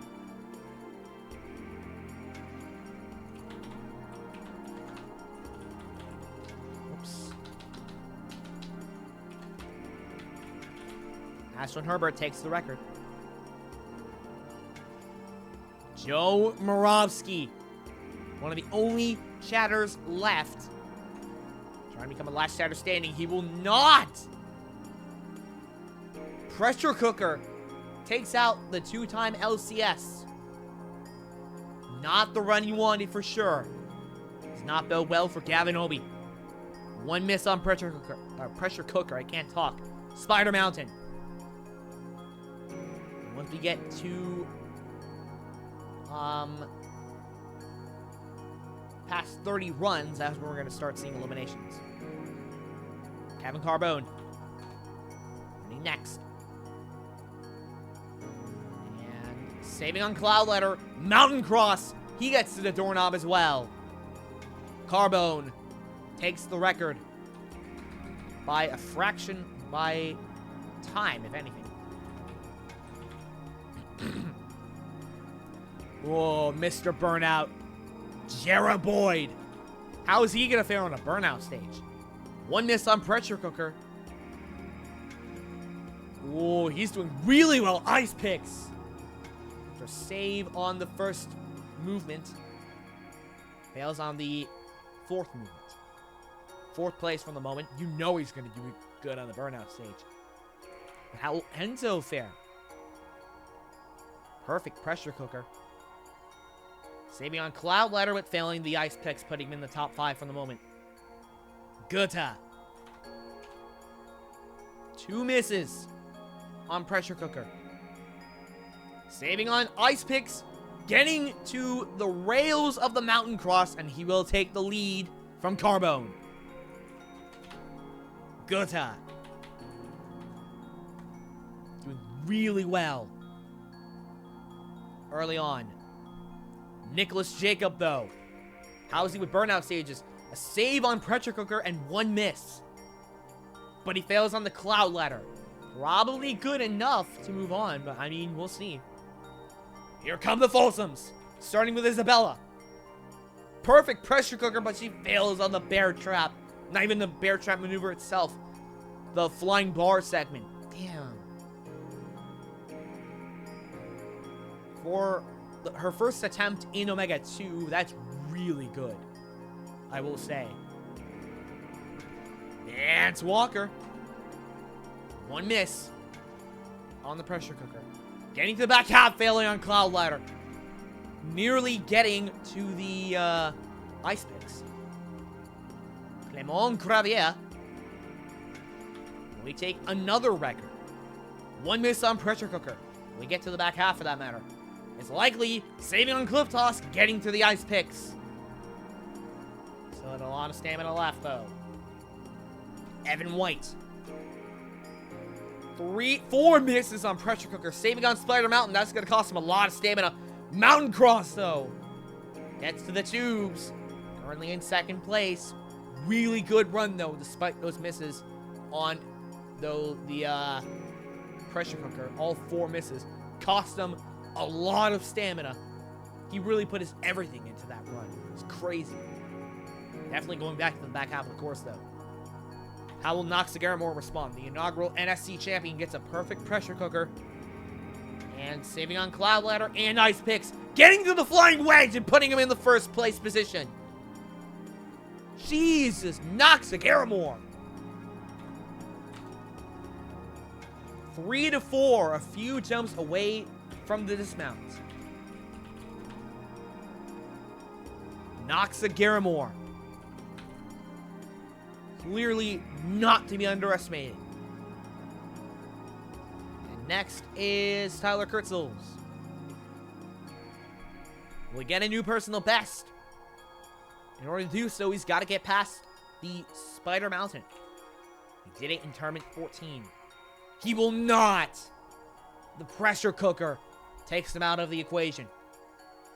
Elijah Browning. Perfect pressure cooker. Saving on cliff toss. Failing on the Cloud Ladder. Just putting him in the top 10. Olyanik. Trying to finally get back to the back half of the course. Saving on the bear trap maneuver. But failing on Spider Mountain. That is rough. Circus artist Renee Castley. 2 misses on pressure cooker. Getting to the back half. Mountain cross. Putting him on the podium in this stage. Renee Castley, you get to save on the ice picks. Even though he missed twice on the pressure cooker. And he missed on that obstacle will be costly in terms of stamina. Look at that. 3% for each of them. Nearly 3% for each of them. It's crazy. Jay Lewis. He once held the record for the stage and all others. Perfect pressure cooker, of course. Saving on cliff toss. Oh, flying wedge. Oh! Misses out on the record by 1 jump. Easily second place, though. Definitely moving on. Loic Fortier. 2 misses on Pressure Cooker. Saving on Cliff Toss. Oh, failing on Mountain Cross, though. Here's where we're going to start seeing eliminations. Morovsky is on the bubble, and Tyler Kurtzels is eliminated. Vance Walker is guaranteed to move on. Jackson Erdos. We saw him get to Final Viking yesterday. 1 miss on Pressure Cooker and a save. But he fails on Cliff Toss and eliminates Morovsky. I believe that means Sean Bryan could be your last chatter standing. Erdos eliminates Morovsky. And Fomenko is on the bubble. Prokaden's guaranteed to move on. Jackson Erdos likely to move on as well. Caleb Bergstrom, Baby Bergie. 1 miss on the Pressure Cooker. Oh, saving on Ice Picks. Failing on Mountain Cross. Comfortably in the top 10. Definitely moving on to the back half of the course. Isabella Folsom is on the bubble. Yikes. Just missing out on the back half of the course. Here comes Sharif. Perfect Pressure Cooker. Saving on Spider Mountain. Failing on Cloud Ladder. But it'll be good enough to eliminate Folsom. Salinas now on the bubble. Here comes Kane Lepsack. 2 misses on Pressure Cooker. Going into the back half, but failing the Cloud Ladder. But he'll eliminate Salinas and put Taylor Green on the bubble. Nicholas Jacob guaranteed to move on. Going into the top 10 now, starting with Meissner. 4 misses on Pressure Cooker and a save on top of that. But despite this, he gets all the way to the Ice Picks. That is incredible. And in the interview, he says, never give up. That is why. Taylor Green is eliminated. Yannick is on the bubble. He's just going to miss out on the back half. Sean Bryan knows what he has to do. Joe Morovsky, I cannot recall where he failed. But if he is to become your last chatter standing for the 3rd time, he'll have to, in order to guarantee him that he does that, he's got to get to the back half. Missing once on Pressure Cooker. Saving on Spider Mountain. Failing Cliff Toss. Definitely enough to move on. He may be your last chatter standing after that. Daniel Gill. 1 miss on Pressure Cooker. Oh, he's going far. Mountain Cross. Near, so close to the Flying Wedge. Top 5, though. Gavin Obi is eliminated. Kufu is on the bubble. Damn. But a damn good run for the debutant. He doesn't even do Ninja. And he nearly got to the back half of the course. Josiah Pipel is running next. Kane Lepsack is guaranteed to move on. Perfect Pressure Cooker. But he fails on Cliff Toss. Kufu is eliminated. Definitely best debutant, for sure. Kaji Hara's on the bubble. Sharif's guaranteed to move on. Sam Folsom. Maybe the last of the Folsoms to remain. Sitting 1 miss on Pressure Cooker. Getting to the back half. Excuse me, and failing the Ice Picks. Kajihara is eliminated. Flip is on the bubble. Kai Beckstrand running next. First man to attempt Bio Clock and Viking Revive. Saves on Bear Trap. And fails on Cliff Toss. Flip is out of it. Daniel Mason's on the bubble. Kai Beckstrand is guaranteed to move on. He was nearly eliminated.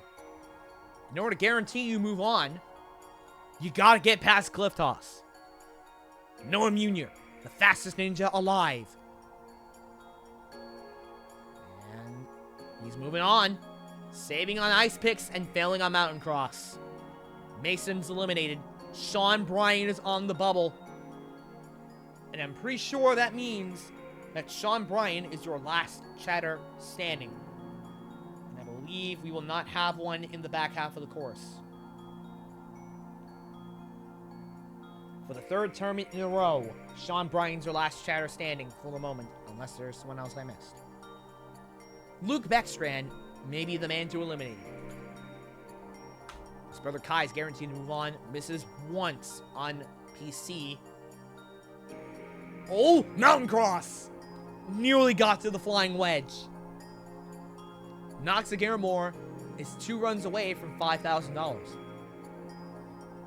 Tyler Smith and Yusuke Morimoto left, your finalists from last week. Perfect pressure cooker. Saving on Bear Trap is guaranteed to move on. Oh, Mountain Cross again! So tough on your stamina. Jackson Erdos is eliminated. Damn. I didn't even see that. The #1 ninja in the world does not make it to the back half of the course yet. Kai Beckstrand, guaranteed to move on. Josiah Pipel is on the bubble. Here comes the prince, Yusuke Morimoto. Will he take the record from Nox Agaramore? Will Nox Agaramore win $20,000? Will he move on to the back half of the course? He will not! Yusuke Morimoto just misses out. No, he doesn't. He's in last. The prince is out of it on the pressure cooker. How many of our top 10 left? 8. The prince is out of the equation. Doesn't even reach the back half of the course. How many female competitors left? None. So this means... Is Isabella Folsom your LWS? I will have to check. And... Sean Bryan, we know, is the last chatter standing this week. Again. Taylor Green was eliminated. A few runs before the end.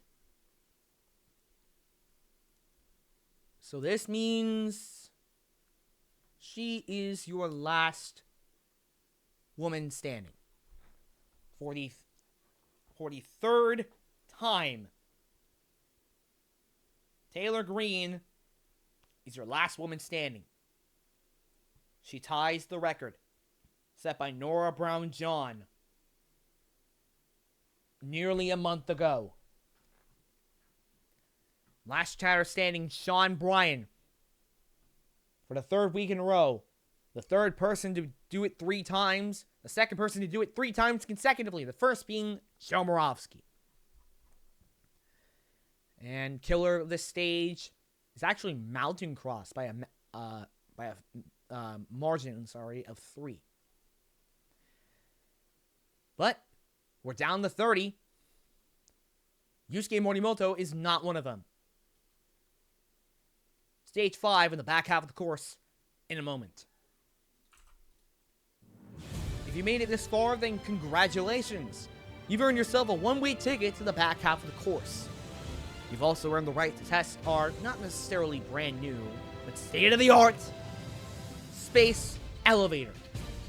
It is a tower-based stage consisting of just 4 obstacles. Vertical cheese, 13 meters up. Cheese boards that you must climb. Heavenly ladder, 10 meters up. A rope ladder. The fact that it's a rope ladder makes it exceedingly difficult. Power switch, similar to cranking out, competitors crank 2 poles upwards while using a wall for foot support. 12 meters up. And finally, the P rope, 16 meters, split into 2 zones. The blue zone is the one where you're only allowed to use your hands. Once you reach the gold zone, only then will you be allowed to use your legs. The time limit is 133 seconds. P-rope is 13, or 16 meters up. How many, if any, will reach stage 6 and beyond? Probably a lot, because stage 5 tends to have a more than 50% clear rate. Last week's clear rate in the back half of the course. 30 in stage 5, 16 in stage 6, 7 in stage 7, and 2 in stage 8. Running first is Abel Gonzalez. Here we go. Space elevator. That's first time on the back half of the course. He squeaks into stage 6. 1600ths of a second. And by the way, Natsugaramore does win $5,000 for that record. Shuso Ushimiya, for the first time, reaches the back half of the course. How will he fare on Space Elevator? Not particularly well, timing out early on in the gold zone of the P-Row. Yuri Prokten. He's been here before. He knows he can handle it. He knows he can handle it, at least. But he times out on the gold zone of the P-Row. From one former LMS to another. Samiyach. Right on time. And he beats the Klaxon on stage 5. Putting us at 2 clears. Going into stage 6. We will have a stage 6. Issei Halvin, making it to the back half of the course for the first time in OMEGA². Can he get to stage 6? Not likely, considering that start just misses out on stage 6 by less than a meter short. 3 people who failed the third board on the cliff toss moved on. Also, again, Yusuke failing that early on the course is an absolute shocker. Flashland Ashland. No, the speed. I don't know if that speed's going to be good enough here. It will not even be close. 7 meters, 6.5 meters short. Kevin Carbone. Bit of a slow start there. Ah, a meter and a half short from stage 6. Easily a new personal best. And by the way, if you clear, you move on. If you don't, you don't. You're out. Mr. Burnout. Mr. Burnout. If I can talk, Jera Boy. Not the best start. But, oh, he squeaks into stage 6. Less than a second left. 3 clears, moving on. 3 for 8 at the moment. Enzo De Ferrari Wilson. Can he do it again? Not the best start. 5 seconds, though. Not too bad. Enzo is moving on. He does have 4. Up next, Philip Goethe. Semi-finalist from a few weeks ago. And he's going to stage 6 again. And the clear rate at 50-50. That's 5 for 10. Last week's clear rate was 16 for 30. Nicholas Jacob, in his first attempt since Tournament 2, has reached the back half of the course. How much farther can he possibly go? See if he can handle Space Elevator. Maybe. Oh! Less than a meter short. Dark horse potential for sure. Vance Walker. How will he respond? Can he reach stage 6 again? Pretty good start. Whoa, it was close. It was close. But he does move on to stage 6, putting us at 6. Clement Gravier. The tragic hero of Omega.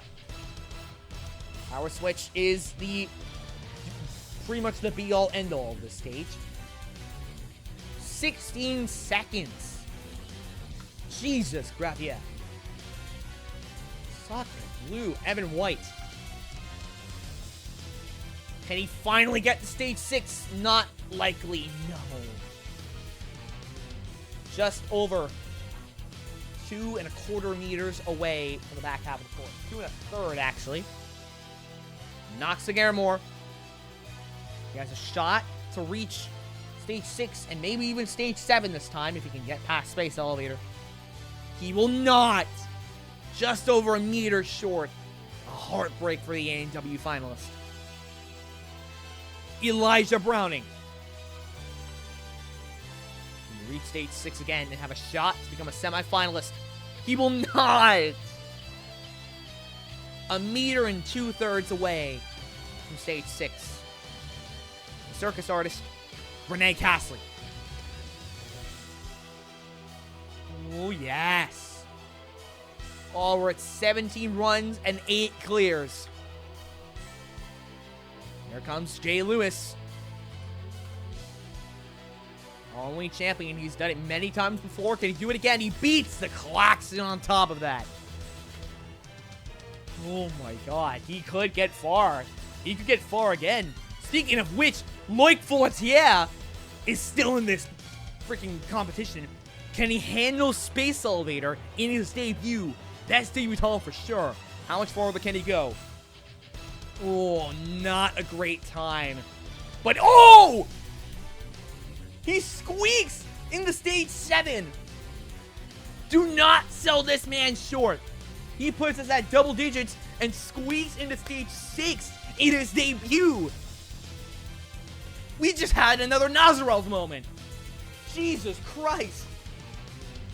Loic Fortier moves on to stage 6, putting us at 10 for 19. Caleb Bergstrom, how the hell do you respond to that, baby Berg? No! Caleb Bergstrom misses out on stage 6 by just over a half a centimeter. Tough luck for the Bergstroms. Leon Sharif, can he reach stage 6 again? Not likely. Took a lot of time on power switch. That cost him dearly. Kane Lebsack. Great time to start. And he puts us at 11. 8 runners to go. Going into the top 10 from last week. Joseph Meissner. And number 91 to reach stage 6 again by 2 seconds. With 2 seconds on the clock, putting us at 12. The Kingdom Ninja, Daniel Gill. Has a shot to reach stage 6 again. And he does with 5 seconds on the clock. That was close. 13. Josiah Papel. 6 runners left. We have a shot to have more competitors in stage 6 than we did last week. Josiah Papel's got to clear, though. And he will not. Just barely reaches the gold zone of the P-Rope. Last of the Folsoms. His siblings Phil and Isabella watch on as Sam Folsom takes on Space Elevator. Oh, and he will not get back to stage 6. The Folsoms are out of it. From what I've heard, Loic is a very talented ninja. Talented seems to be an understatement.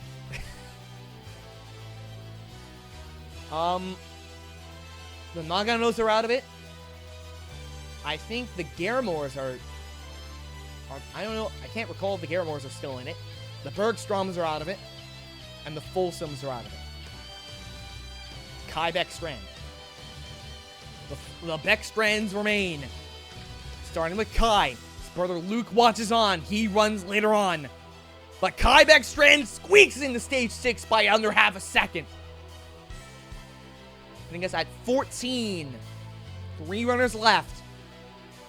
Noah Munier.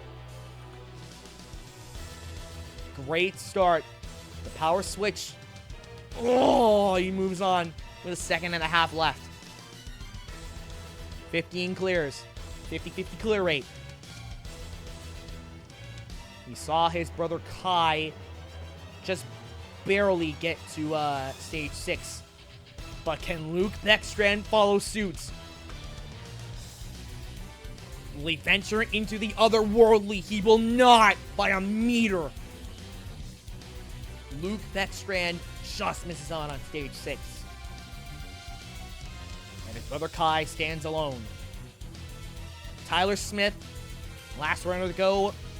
Last chance to put us equal to the amount of clears we had last week. Bit of a slow start, but how will he do on power switch? Not great. And there goes the last of our remaining finalists. And with that, we're down to 15.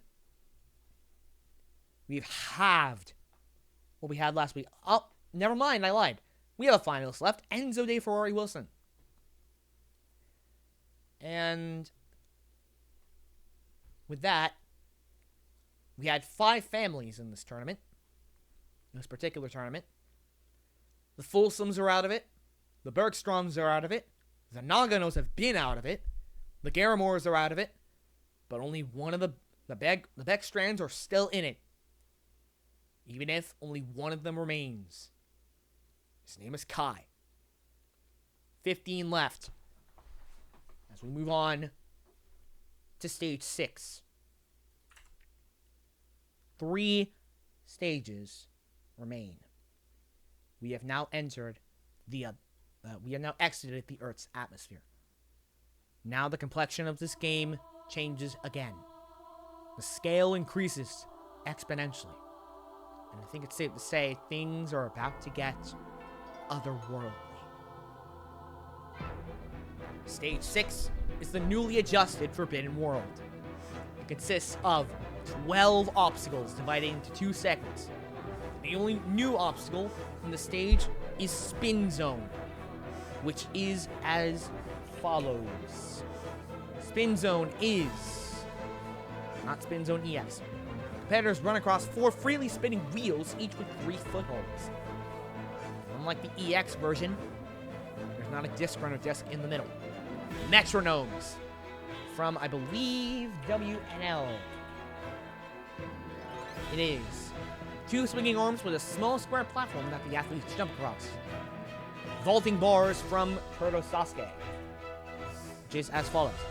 3 Lachey bars on arms attached from the ground that with enough force can be swiveled closer to the next bar, similar to Crank It Up, scrapped obstacle from Proto Sasuke. Earth. Self-explanatory. It's from Super Rider, but no bike required this time. You walk across a rolling giant ball. Looks like the planet Earth. Minefield, classic obstacle from A&W. Series of cones and cannonballs that must be traversed. Alcatraz escape. 3 walls. It's from Muso. The first you go over, the second you go through with a tiny little gap near the top. And the third is the one you go over with a metal bar near the top. The time limit here is 110 seconds. The second segment, the untimed segment, is Luna. Jaw Dropper, invented by Brett Sims. It is 3 ledges on a spring hinge that drop to level when caught. Directly into Sky High. A tall trampoline jump. A tall jump into a super tramp followed by 2 skyhook jumps. Finally, a rest point. UFO Arcade. A UFO into a rope swing into a mini UFO arcade. Directly into Nail File. Competitors slide 2 blocks across a horizontal track, then remove the blocks and insert them into the second track until you went out. Planet Bridge EX. Stopped many competitors in the past. A mix of the Planet Bridge and the curved body prop, but with planets on both sides. And they curve up, so it's very difficult. Finally, OGS Aussie grip swap. A switch grip followed by 2 yo-yo holds. Denied many competitors from reaching stage 7 in the past. How many will it deny tonight? As we kick off stage 6 with Abel Gonzalez. He has been in this position before. Only one of our finalists remains. Technically 2, because Jay Lewis and Enzo De Ferrari Wilson. Abel Gonzalez. Here we go. Kicking off Forbidden World. We see twice on vaulting bars, and he times out on Earth. Senior Samiach. Up next. Can he reach stage 7 again? He's getting to Luna at least. Can he reach stage 7 again? Saving on Sky High.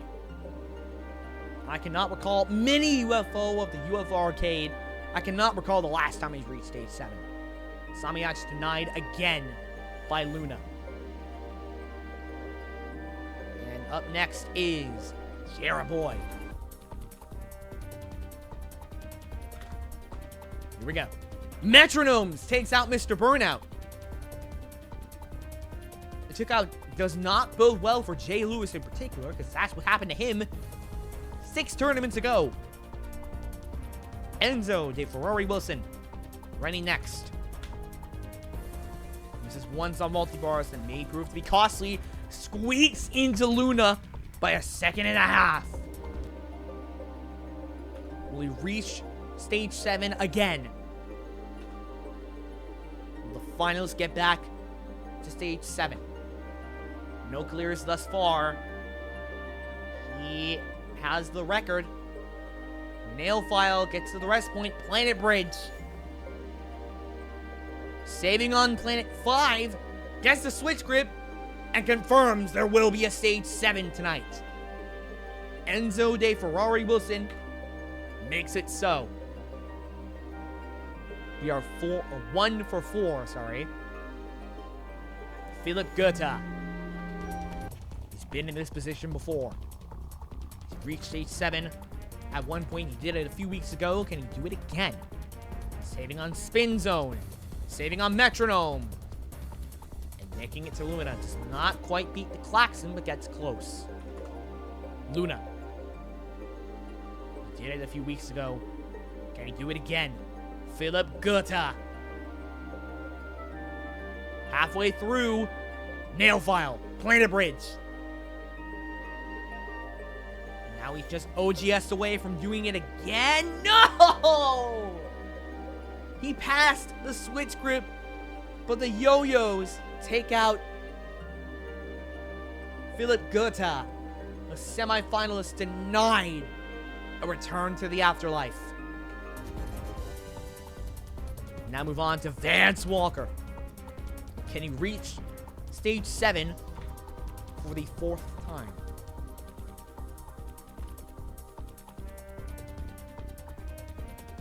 He beats the Klaxon and makes it to Luna.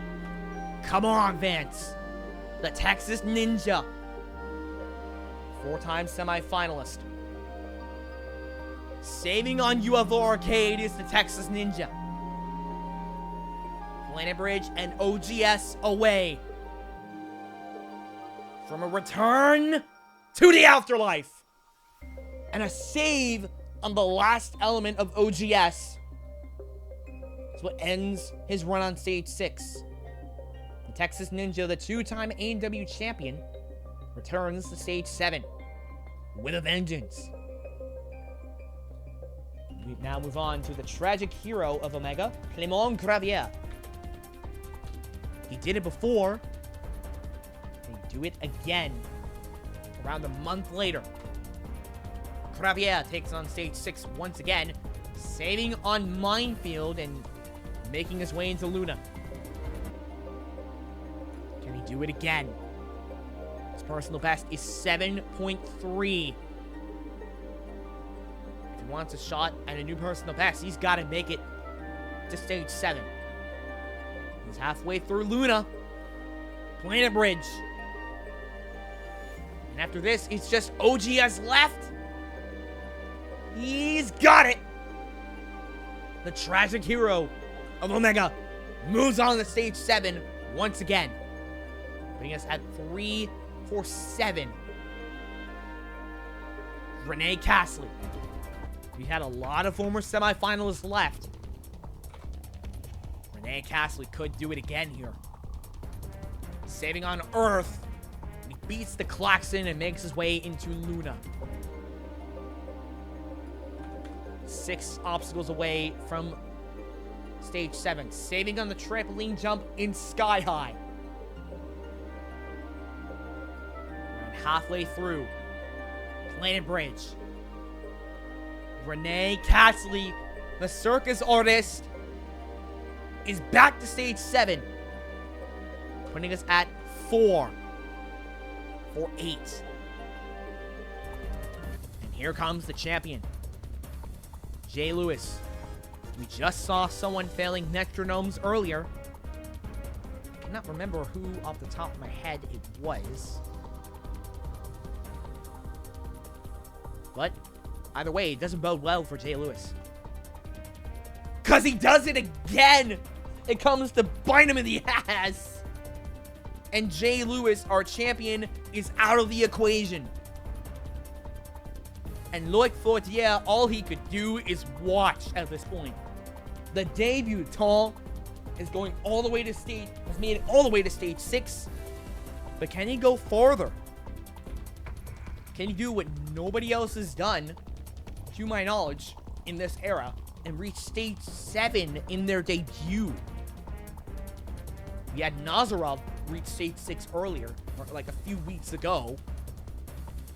Can Loic Fortier get farther? Saving on spin zone.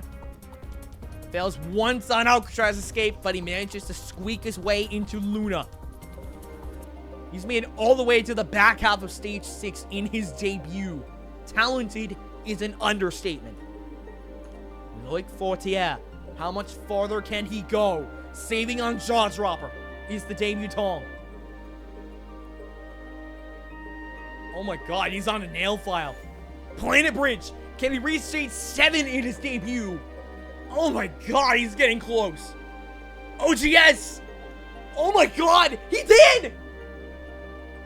Loic Fortier is going to stage 7 in his debut.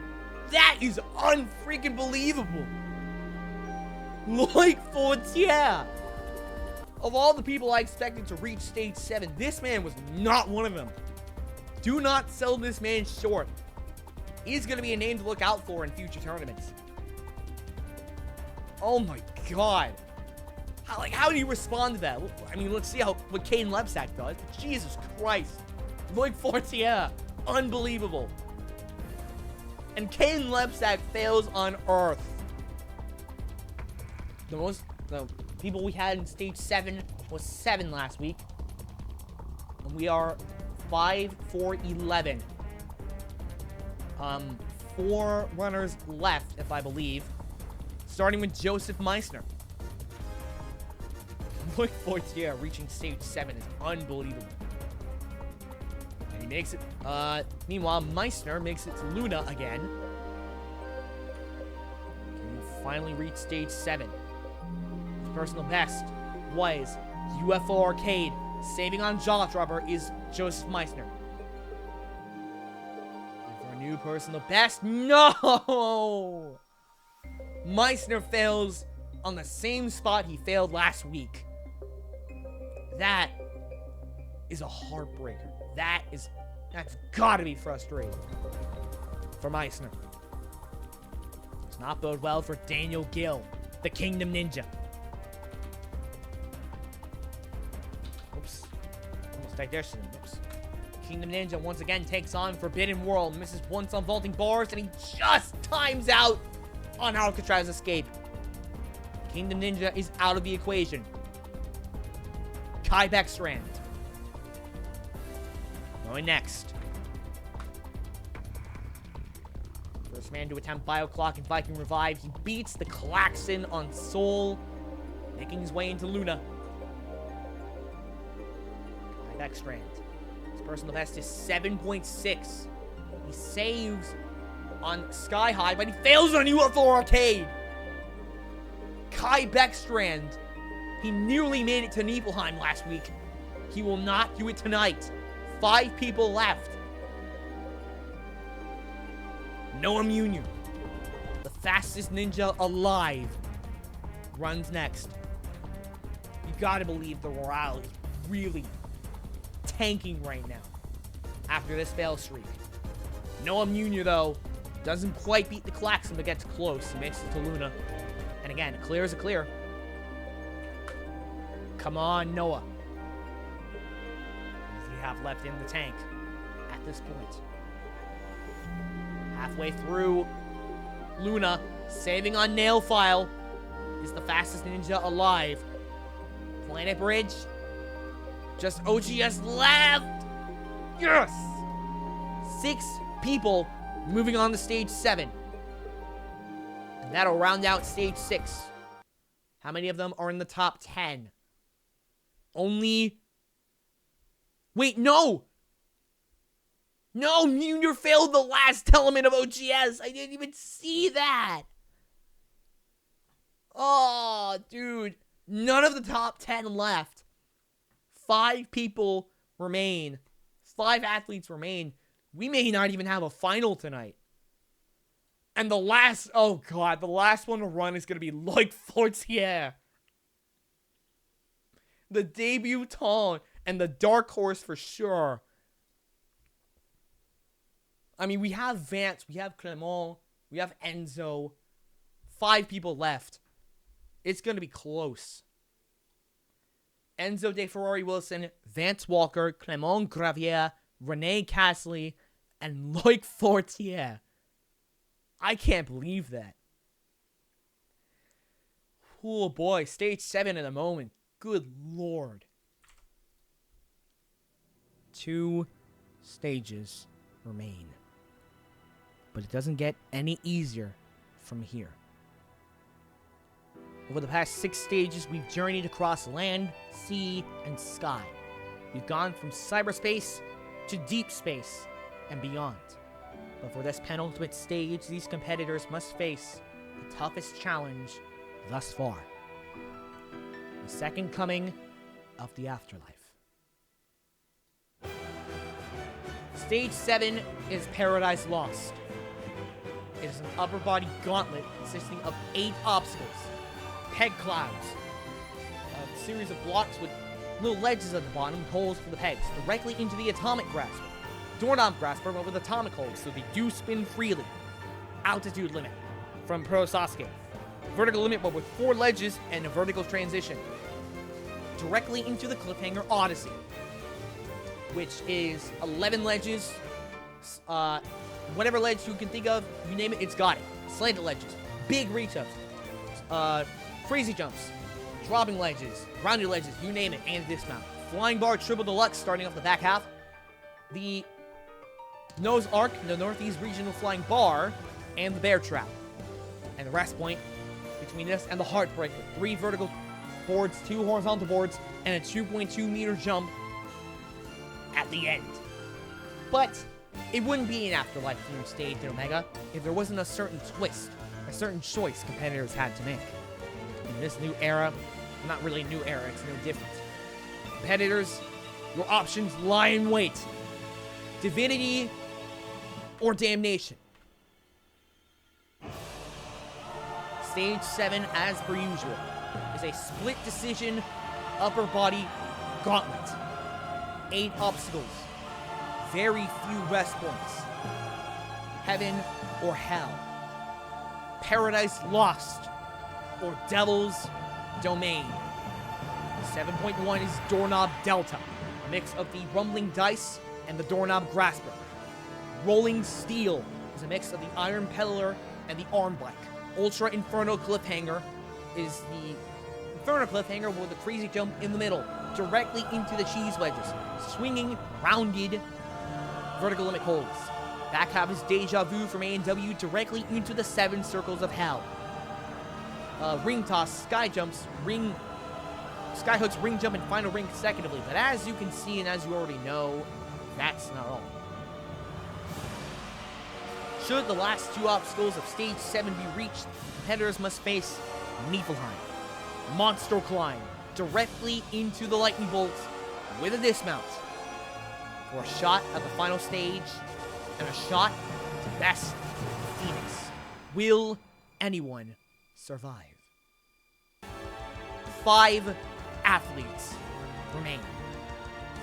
They are 2 stages away from reaching the human horizon and besting the Phoenix.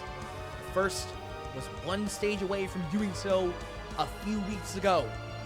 He came out of nowhere. Became 1 for 1 on stage 7 and became a finalist in tournament 14. The ocean conservationalist Enzo De Ferrari Wilson. Running first on stage 7 tonight. Divinity or damnation? Paradise Lost. Wait. Nope, that's Devil's Domain. Yes, I know which stage he's attempting. There's an indicator. Doorknob Delta. This will drain you of a lot of stamina. Look at that. 16% of his stamina gone. Rolling Steel. Saving on that obstacle. Ultra Inferno Cliffhanger. I cannot recall which stage 7 he attempted. Going for the jump, and he fails it. And that is the last of the finalists. Snuffed out by stage 7. 4 athletes remain. And this one may be our strongest chance at a final tonight. He's a two-time A&W champion. He was perfect in A&W Junior. He's been in this position multiple times before. The Texas Ninja, Vance Walker, takes on stage 7 once again. Divinity or Damnation? Devil's Domain. Second person to take it on tonight. How many, if any, will reach the final stage tonight? If it is one of these 4, it will be a new finalist. Because Enzo just failed the Ultra Inferno Cliffhanger. He was the last former finalist left. Vance Walker is on to the Ultra Inferno Cliffhanger. This may be the first time he's taken on Devil's Domain. Going for the jump now. He's got it. 1 meter jump. 1.5 meter jump. Cheese wedges. With 2/3 of his stamina left. No, we can handle this. Back half. Deja Vu. He's never been to Niflheim before. The closest he's gotten was a few weeks ago in Tournament 14. He failed the Heartbreaker. Deja Vu directly into the 7 circles of hell. If anyone's going to reach the final stage tonight, it's going to be this man. Or maybe Luc Fortier, because apparently he's in the top 25, and I completely forgot about this. 7 circles of hell. He's on to SCOH, starting with the ring toss. Still got a long way to go, though. Skyhooks. We know he can handle it. He's gone past the skyhooks earlier tonight, I believe. No, what am I talking about? Ring jump. This is going to take a lot of stamina out of him. Got the ascent down. 1/3 of his stamina left. Now for the descent. Final ring. Can he hang on? A track and a jump away from Niflheim. For the first time in his career, can the Texas Ninja get there? Got the track down. Going for that dismount. The Texas Ninja just misses out on Niflheim. He's denied a new personal best again on 7.6, and he will not reach Niflheim. He cannot catch a break on the stage, but in his first attempt on Devil's Domain, nothing to scoff at.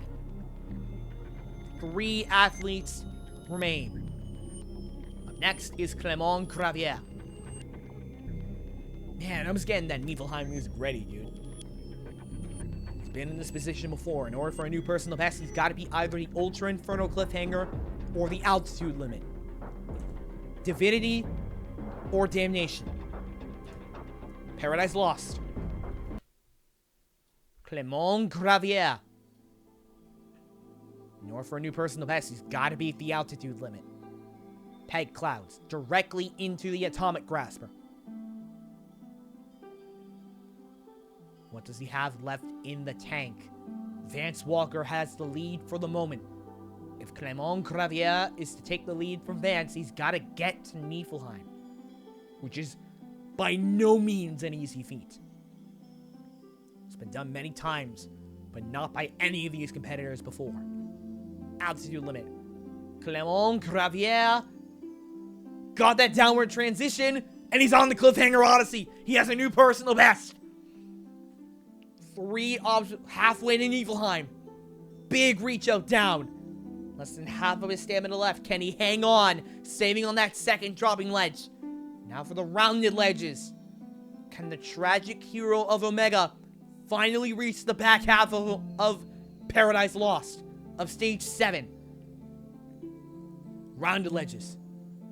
A quarter of his stamina left. You can see the grit in his face.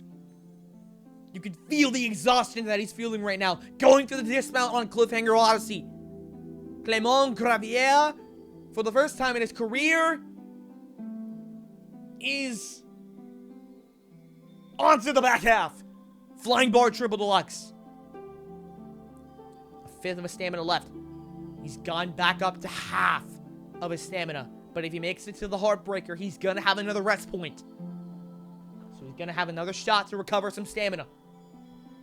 Flying bar, Kratos. Northeast Regional Flying bar. 40% of his stamina left. To take the lead from Vance, Gravier's got to reach Niflheim. Again, this is by no means an easy feat. The people that do this are few and far between. But Clément Gravier is just a bear trap away from the Heartbreaker. Back to half of his stamina. 3 vertical boards, 2 horizontal boards, and a 2.2 meter jump. All Vance can do is watch. He's been to this point once before.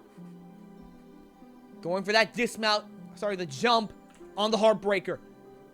Clément Gravier. Can he reach Niflheim? Yes! Sound the horns, we're going to Niflheim. Monster climb.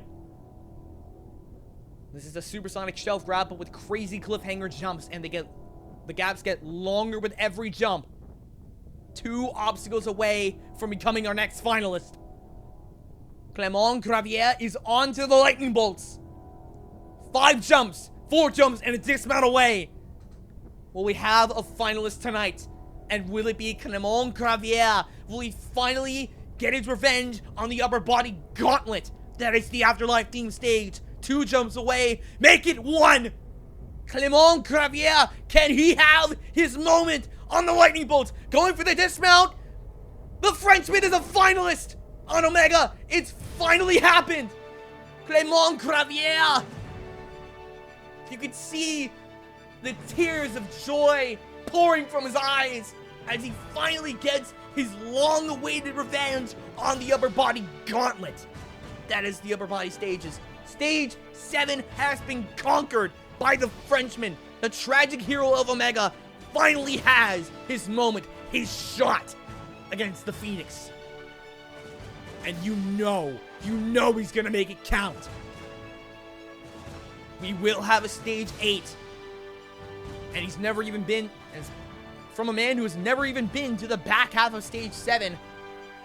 Clément Gravier, the Frenchman, has finally gotten his moment. We still have 2 runners left to go. For all we know, we could have multiple people in the final stage again. 2 runners left. Will any of them join the Frenchman in the final?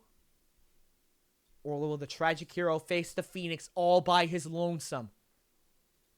Rene Castley, running next, the circus artist. He knows a thing or two about becoming a finalist, but not quite in this situation, in this particular competition in Omega. Divinity or damnation? Devil's Domain. Oops. Rene Castley. In order for a new personal best, he's got to get to the back half. This means he has to get past the cheese wedges. Clément Gravier finally gets his revenge on stage, on the Afterlife theme stage. But can Rene Castley join him? Going for the jump on the UI cliffhanger. He's missed it. And 1 runner remains. The circus artist once again denied on the front half of stage 7. 1 runner left to go. And if anybody's gonna do it, it's him. The debutant is now a semi-finalist. Apparently he's a member of the top 25, which is news to me. Loic Fortier, the Canadian. Last chance for a 2-person final tonight. Divinity or damnation? Devil's Domain again. So everyone took on Devil's Domain except Clément Gravier, and clearly he beat it. Loic Fortier, what does he have left in the tank? How much farther can he go? Like, this is a weird case. And he fails on Doorknob Delta, a very early fail for the debutant, but definitely a name to look out for in future tournaments.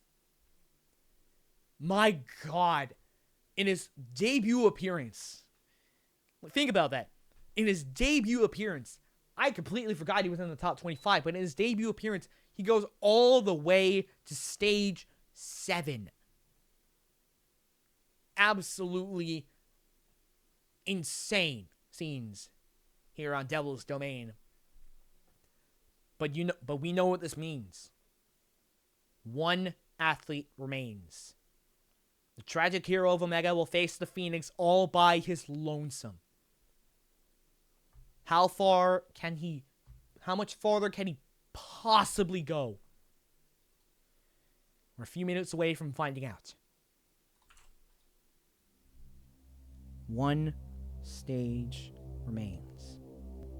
This man is just one step away from besting the almighty Phoenix. But he's gotten stronger since his last life. And I think it's safe to say he's not planning on holding back this time. This is your final stage. The last step towards besting the almighty Phoenix. The reincarnation of Rainbow Road Bifrost. It consists of 11 obstacles divided into 2 segments. The first is the road to Asgard. The time segment. Ring drop. You gotta get enough swing to grab a ring from a Velcro. Put it into a receiver midair and swing to the other platform. Automatic Gravity Dragon is literally just Dragon Glider with a super tramp. Gotta go. 2 swinging shelves with a locking mechanism. So if you do not link these jumps, you will not have enough momentum or to slide off the shelf. Either way, you're out of it. Greater Wall. A 16-foot version of the Great Wall, hence the name. Block from Takashi's Castle. Twin dia, but harder. And with 4 different shapes. A circle, a triangle, a plus, and a star at the end. Moving on to the upper body segment, which has only been reached twice. Iron Maiden.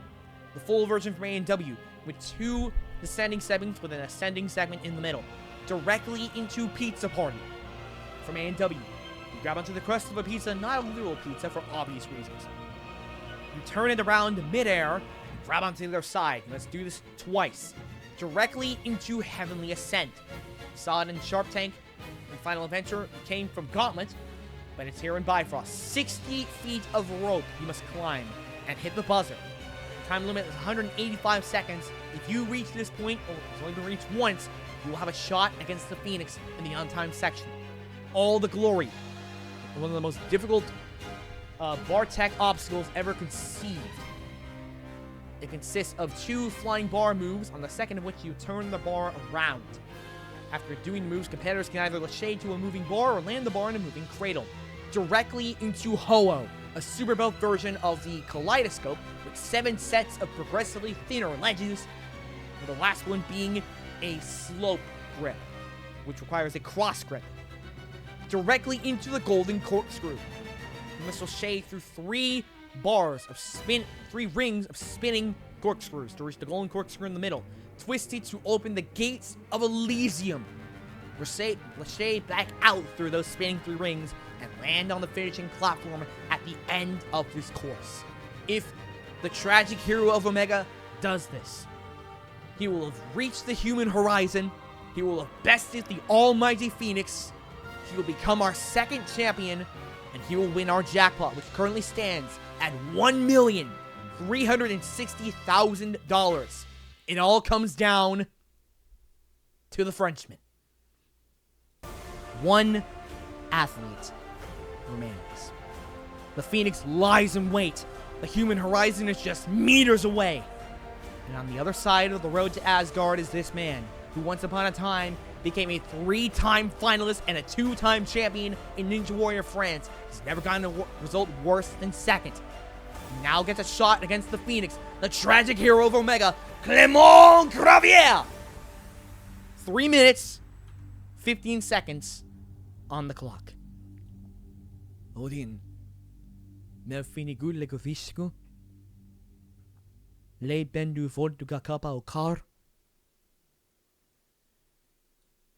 To paradisar.